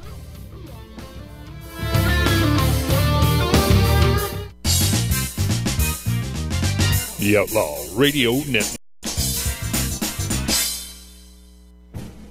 Coinforce.com is your headquarters for superior quality challenge coins, proudly serving military and non-military customers worldwide. Located near the main gate of McCord Air Force Base and close to Fort Lewis, Coinforce.com is owned and operated by retired military veterans. Coinforce.com understands your needs and are proud to continue serving the military community in our own special way. For an undisputed best value, extreme quality, and superior customer service, when you're looking for the world's largest selection of challenge coins, visit Coinforce.com, owned and operated by retired military veterans.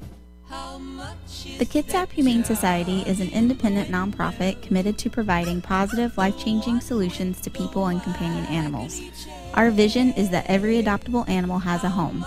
In 2010, we rehomed 4,111 pets. For more information on our programs, services, and animals available for adoption, visit us on the web at kitsap-humane.org. Kitsap Humane Society. Rescue, rehabilitate, rehome.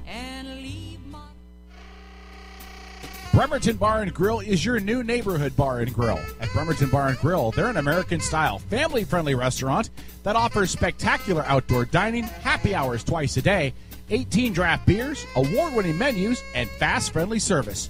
Need space for a private party? Reserve the Brad Johnson Private Dining Room and dine in a real bank vault. Bremerton Bar and Grill, 190 Pacific Avenue, right across the street from the ferry terminal in downtown Bremerton.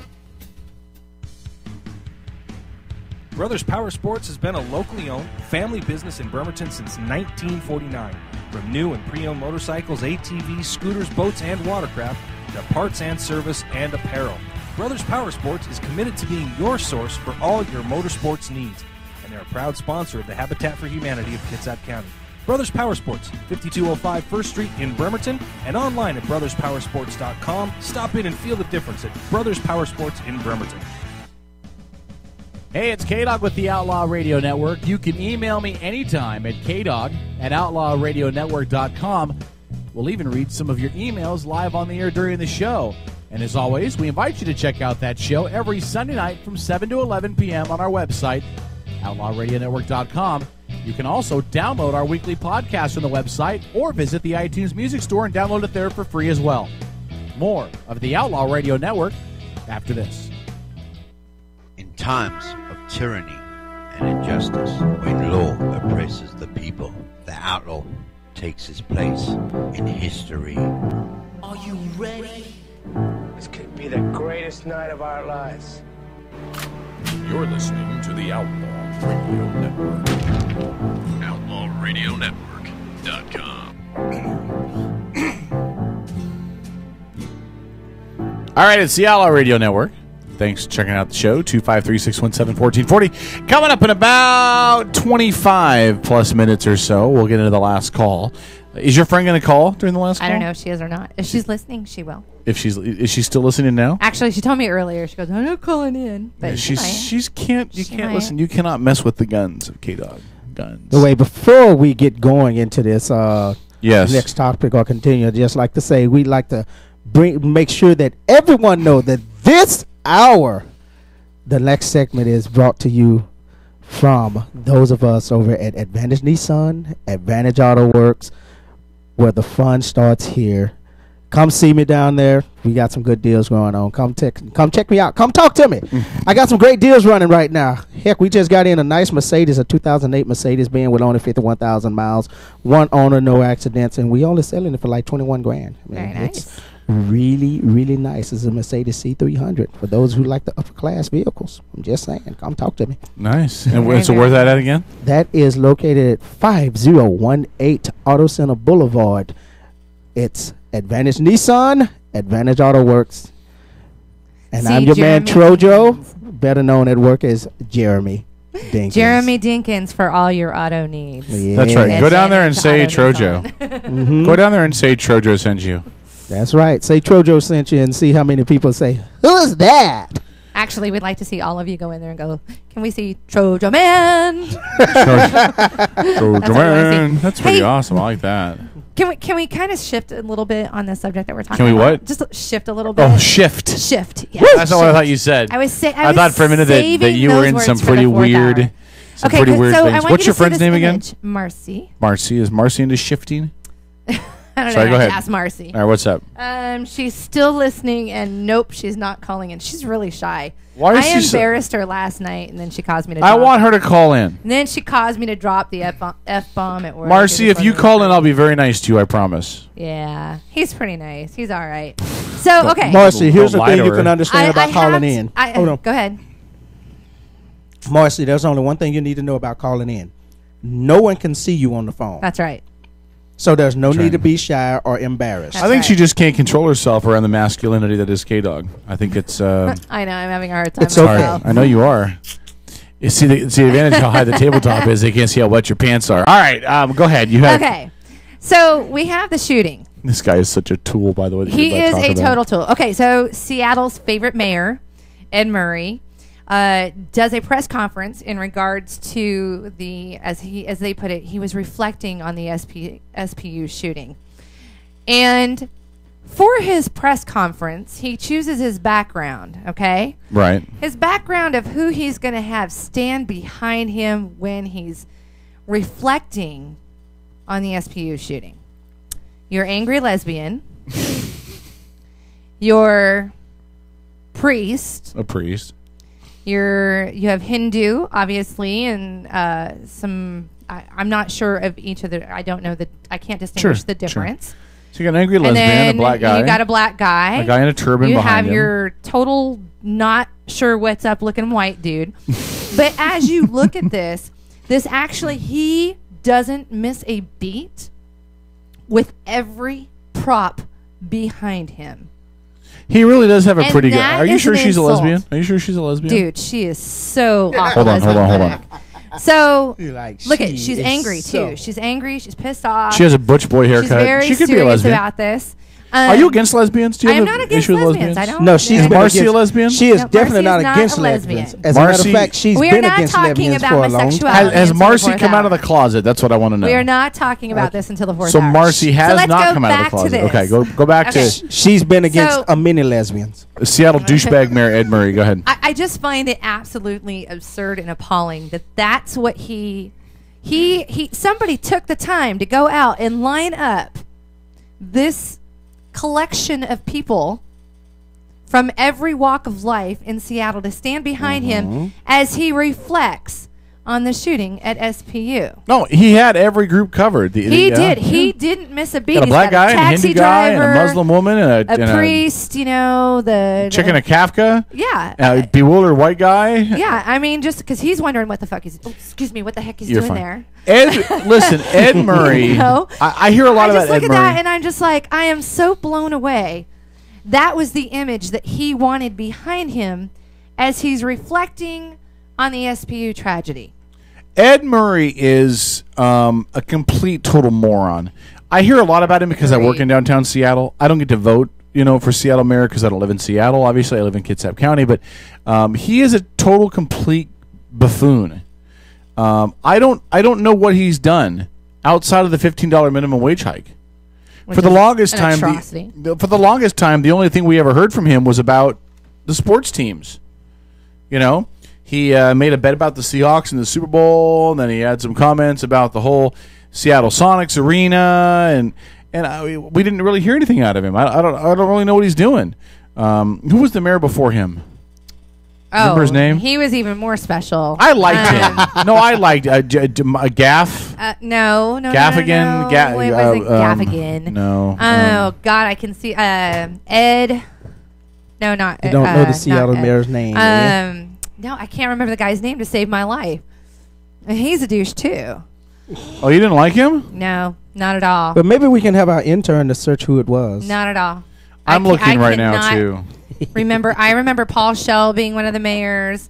Michael McGinn. Yes, Mike McGinn. I like Mike McGinn. No. I thought Mike McGinn was a pretty straight from the hip kind of guy. Mm-hmm. I liked him. Now, here's what's the the name of problem in Seattle. what's the name of the socialist girl that's on Here's the her- on the it's, council? What's her name? Shwanda, it's Kashma Sawant. That's what it is. Swan.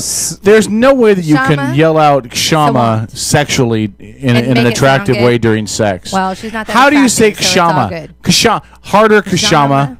Who's your daddy kashama? It just doesn't sound right. It doesn't work. Kashama. Anyway, I No, she's a problem. really I think it's a great story. No, she's I a think it's a problem. great story. Let me tell you why. I think that there are a good amount of people in Seattle who are probably borderline socialist. You think? And I think that if that is the case, then it's good to have somebody on the city council who feels the same way that you do.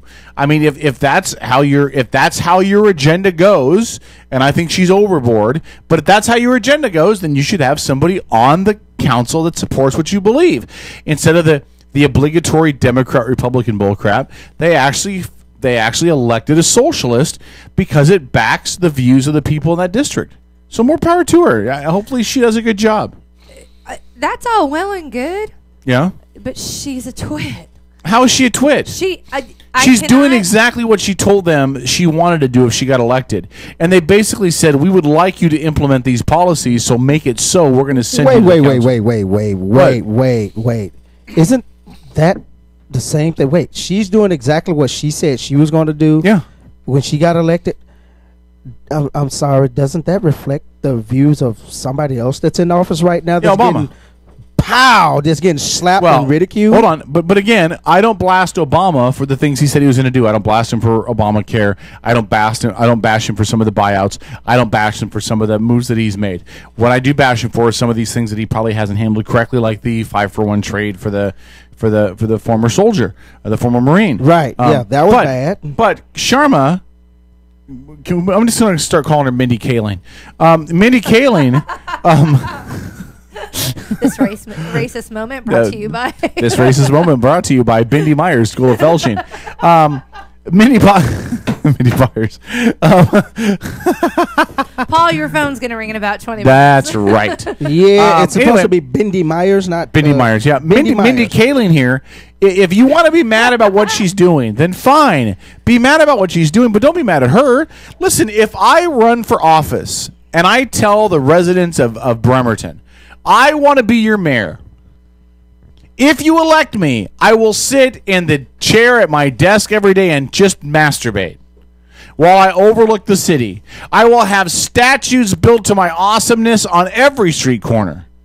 I will triple the rates that it costs to ride the bus. I will increase your car tab fees by $150 a year. And you'll have to bring me a virgin a week. And you elect me anyway. That it's not my fault if I do all those things. Because I said I was going to do it, and you elected me to do it. It's the same thing with Mindy Kaling, okay? Schwarm, whatever her name is. She ran on an idea of socialism in the city of Seattle. People elected her to that position. If she did anything else, she'd be a liar and a dirty politician. Yeah, I respect her. You do have a point. I respect her for standing behind what she said she was going to do. But if you want to be mad at him, don't be mad at Mindy Kaling. Be mad at the voters of Seattle that put her into office. Right. She comes across as being angry all the time. Absolutely all the time. And just like being a Republican or just like being a Democrat, Sure. you have to be willing to bend just a little bit. But that's not why they elected her. They elected her because they wanted somebody who was going to fight the system. That's what she ran on. That's She all doesn't. well She's and not there to good. compromise. There has to be some kind of compromise to get something done in some way, shape, or form. And you have a point. Yes, when you elect somebody, you elect them to do a job and be very specific about what they're doing and getting it done. I think there's going to be a lot of things that are going to come up that I think could be slowed down by her, which may not. be good for I'm the sure city it will of be. Seattle. I'm sure it will be. Which won't be good for the city of Seattle, and then you are going to have issues come up that will be unfavorable situations, and then you're in a hole. We already have enough holes in Seattle that are not getting filled and taken care of at this point we in time. want, that's a Which full I don't hour think- topic. You said Fourth filling a hour hole in topic. Seattle, and all I can think of is, does your friend live in Seattle? No, she's embarrassed right now. So she's Why is so she Hey, embarrassed? Strip, by the way. She doesn't No like one me can calling her see out. you. Strip, I'm sending you a link to Facebook, something you should buy for your daughter, by the way. There you go. Oh, I saw it and thought of your daughter.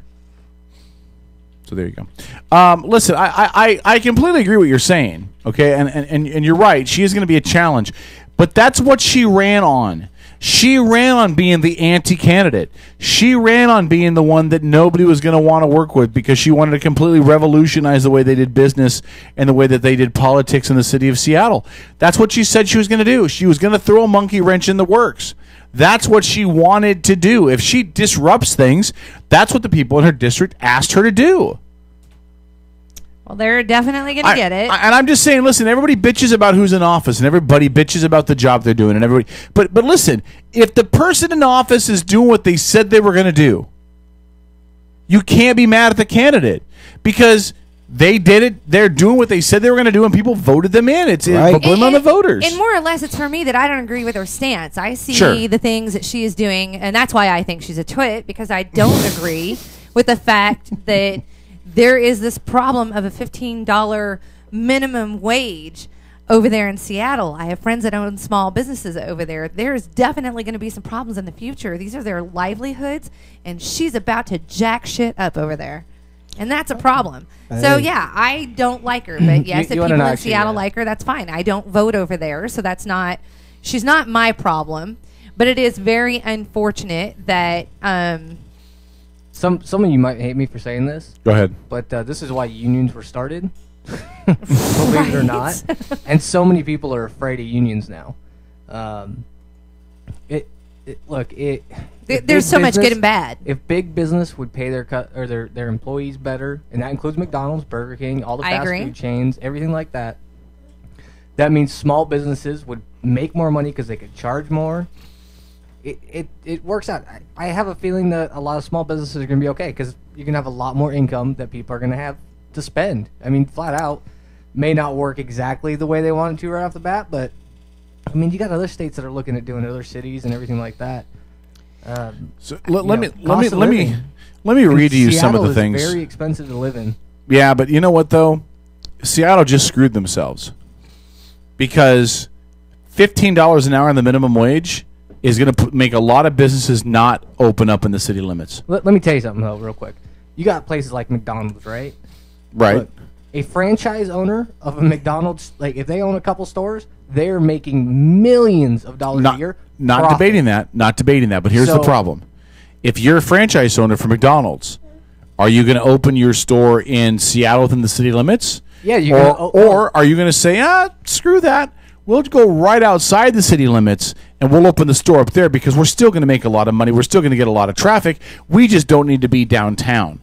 All they're going to do is ruin the tax base for the city of Seattle because these businesses will do what we see in East Bremerton, which is they want to avoid the taxes, they want to avoid the extra costs, so they move down the street till they're out of the city limits. You're going to go coming into Seattle, and you're going to see these strips of fast food restaurants and low-income wages that come right up to the city line, and then they're going to stop. And then you're going to see a quarter mile of empty businesses and empty storefronts.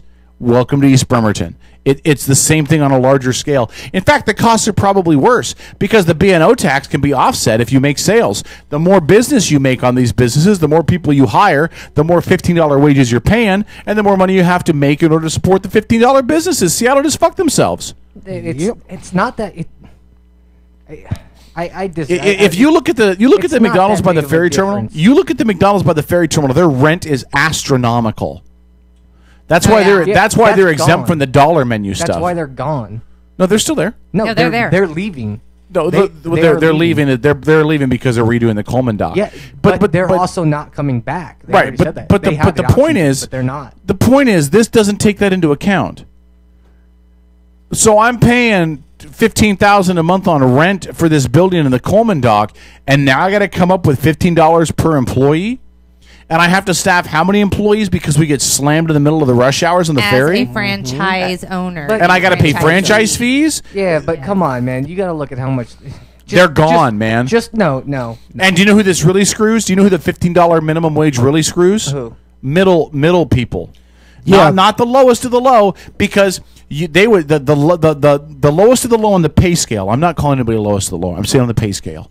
The lowest of the low of the pay scale was making 9 something an hour, and then the next group up were the people that were going to make 14 to 16 an hour, which are the people with experience and skills to provide. So here's what's going to happen. Completely true. They're gone now. No, Everybody's no. making 15, and the people that should have made 14 to 16, they're not going to see a bump in their wages. They're going to be paid the same They're going thing. to get that increase. They're going to pay. I'll put it this way. They're going to get that $15 minimum increase, and that's it. Because Yeah, if they're they gonna was go up making to 11, 15. $12, they're going to have to be forced to go up to that 15. makes a and law enforcement. That is And that serious. hurts. Let me put it this way. I work for the federal government in downtown Seattle. Federal government jobs are generally one of the higher paying jobs in the sector. They usually pay more as a federal employer that wouldn't in the regular world. But again, I believe it's valid because of what stuff I won't even get into. The point is, when I started at my position at an office building in downtown Seattle, I started at 16 an hour. Okay, 1601 is what I started at. It's not what I'm at now, because But when I started, it was at 1601 an hour. So do you think that they're going to give me more than 1601 an hour when I start that job, with the level of experience I have and the level of education that I have and what I bring to the table? That is so, and I'm not knocking people, but you work in fast food because you have minimal or no education, you have minimal or no skills to bring to the table. It's a first-timer's job. It's a first-timer's job. But are they going to give me more than that 1601, or am I barely making above fast food? Excuse me. I'm sorry. Sorry, Tro, go ahead. Say, doesn't everybody deserve to actually make a living wage? Right. There's everybody other deserves. I get you on that one. Well, there's other factors too, though. You got to look at medical, which a lot of people are going to be getting rid of medical. They're not going to offer it anymore. People are going to have to get it themselves. There's places where businesses can cut costs for themselves and not have to worry. That's what a lot of people don't see. With Obamacare, they don't have to offer medical. They don't. Right? No, they have to. No, they don't. Businesses over a certain number of employees have to offer medical. Not like a franchise owner. Not if they only have 25 employees. They do if they're working full time. If they work more than 35 hours a week, they're required but it's to. only a certain amount in place. But Obamacare is supposed to go for every business in the future, in like the next 2 or 3 years. Yeah, but think about it this way: you're paying them $15 an hour, and if they work more than 30 or 35 hours a week, they have to get health insurance. Well, guess what you just did? Now you're going to pay them your $15 an hour, but you can't afford to pay for their health insurance, so nobody's getting more than 20 hours a week in hours. Actually, companies can opt out of that, by the way, and just have their employees go straight up to Obamacare. Yeah, but you understand what I'm saying? Instead of giving them 35 to 40 hours a week and having to fund their part of the cost for health insurance, now you're saying, well, guess what? I got to pay you more. You're actually going to get fewer hours. Yep. And you're not going to get, and so your paycheck is going to stay the same as what you were getting when you were working regularly before, because you got more pay per hour, but now you're working less hours. Yeah, and I can't afford to pay for you to get health insurance. I actually know a couple of people that work out there by the SeaTac area that not happy. They was in the beginning. They was all ecstatic about going from $11, $12 an hour to $15 an hour. They was ecstatic. Then they realized, oh crap. No, not just these companies that started people at $10, $11 an hour, $12 an hour. So you were actually getting paid more than minimum wage in the beginning. Now it's a $15 an hour swing everywhere, including these. I mean, let's face it. Look, if you're a high school student living at home, or you just graduated school, I'm sorry. You get to go work at McDonald's, Wendy's, or a place like that, Subway, for Christ's sake, at $15 an hour. Sorry. And the point that seriously, that you become a burger flipper, and as Caleb said, doesn't everybody deserve to make a living wage? So let me see. Your life's aspiration is to flip a burger for $15 an hour. What gives you the incentive to do anything and move on up? And then again, you take a look at it. We don't even pay half of our law enforcement $15 an hour. Yeah. Teachers don't make $15 an hour. I have a problem with somebody who says, I'm going to go flip burgers for $15 an hour, and that's how I'm going to make my living wage. No, you go get yourself a damned education, or you get another job, and you work your way up, and you learn a trade, and you do something that's going to help you earn more money. again, we was talking about the graduations of your daughter, and of course I brought up my niece. I didn't even know my niece was working. Okay, I was sitting there the other day teasing about, hey, welcome to the adulthood, welcome to paying taxes and whatever. And she immediately pointed out to me that, oh, I've been working now for about a couple of months now. Cocktail waitress in at a restaurant, until I'm getting ready to go off to school. And I was like, oh shoot, I didn't even know that. I mean, and I asked her straight out, okay, so what is the minimum wage down in Texas? Because I don't even remember. Do you know the minimum wage of Texas? In Dallas, Texas, where my daughter lived, one of the biggest metropolitan cities in the United States, is only making $7.82 an hour. Let me explain something to you about that. Okay, so let me explain something to you. I work in restaurants in the state of Texas. Okay, predominantly in the South, in the food service industry. You make a lower. I have a real problem with this. Right. You actually make, when I was a waitress 10 years ago, part-time, and everybody does it full-time, part-time, until you move on up or you get raises from your employer. At that point in time, I made $2.30 an hour when the minimum wage was just about $8 an hour. The reason that they do this is because of tips. Now, taking a look at this from a logical standpoint, tipping is not an obligation. No, it's not. It's a courtesy. Exactly. And as of when they voted this in, I will never tip again in Seattle because of this. Because now you're getting, that's like, I will never tip at Starbucks. What do I at the need to tip you window. for? I mean, Jesus. but that's what they do down there. Right. And then they tax you on it. And the unfortunate part is not everybody. If I remember right, I think she said she only making like $3 and something. She probably only makes just over $3 an hour, and this is very common, like I said, in the South. And one of the things that happens is they go in, they tax you 8% on every ticket that is rung up under your name and number. Okay, so even if you didn't get a tip on that ticket from that table, you are being taxed on it regardless. Right. That's a shady system. Okay. That I don't think tips should be taxed. I don't either. A tip is a gift. That's a tip right. is a gift. It is not. That's a thank you very much. Yeah, it is not something that you bank on as your living wage. Let me give you a number. And I kind of grabbed this. I thought it was in the middle somewhere, just to give you an idea. This is for a teacher in the state of Washington during the 2014-2015 school year. If they have a bachelor's degree and more than 45 credits earned after that, I just kind of picked the number in the middle. Okay, so it goes up or down from this position, and they have 5 years of experience as a teacher. Then I take their annual salary divided by 12 to come up with a monthly, divided by 4.3 to come up with a weekly, then I divide it by 40 to come up with an hourly. They're at about, I don't know why that monitor went off. That scares me. They're at about $19 an hour. They also, if you're a teacher. Yeah. Now, here's they don't get paid all year long. Right. Well, they can, though. They can opt to have it prorated out, but then, of course, it just goes down. Yeah. Here's my concern, okay? My concern is this. If you have a union... Hey, Stripper, the computer's okay in there? Okay. We lost the monitor in here. Okay. All right. So, I have a union with my job, okay? And so, let's use my union as an example for all unions. When my union comes time to negotiate their contract, and we started out at $16.01 in my position, okay? Can't believe I'm telling you people how much I made. When my union comes back to renegotiate the contract, they're going to say, yeah, we're not going to redo this.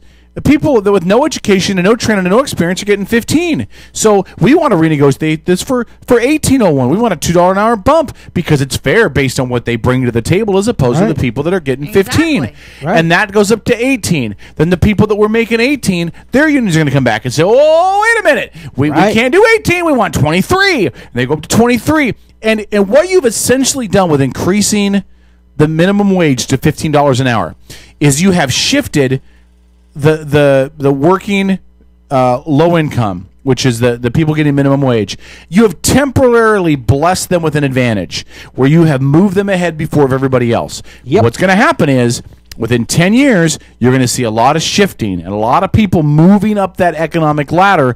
And what is that going to do? It's going to raise costs.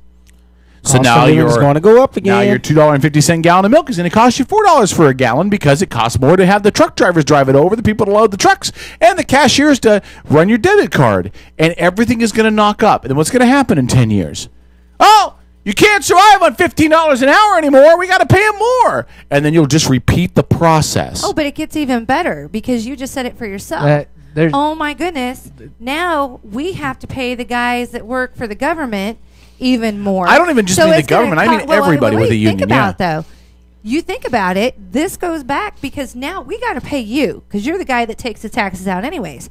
So in the grand scheme of things, your pay is going to have to go up, and as a taxpayer, it is going to cost me even more in taxes at that point as well. Well, and again, I'm not speaking specifically of the fact that I'm a government employee. I mean everybody. But if you don't think that Boeing has Boeing has people that earn $15 an hour, and that Boeing union, which is way more powerful than my baldest union, by the way, Boeing's union is going to come back and say, hey, our people that are getting paid 15, we want them to get 18, and the people that were making 18 for us, we want them to get 23, and the people getting 23, they need to get 29. It's going to be the same thing right here in PSNS. I know they just hired what, somewhere close to 2,000 people, and a lot of those people was coming in starting off at between $13, $14 an hour.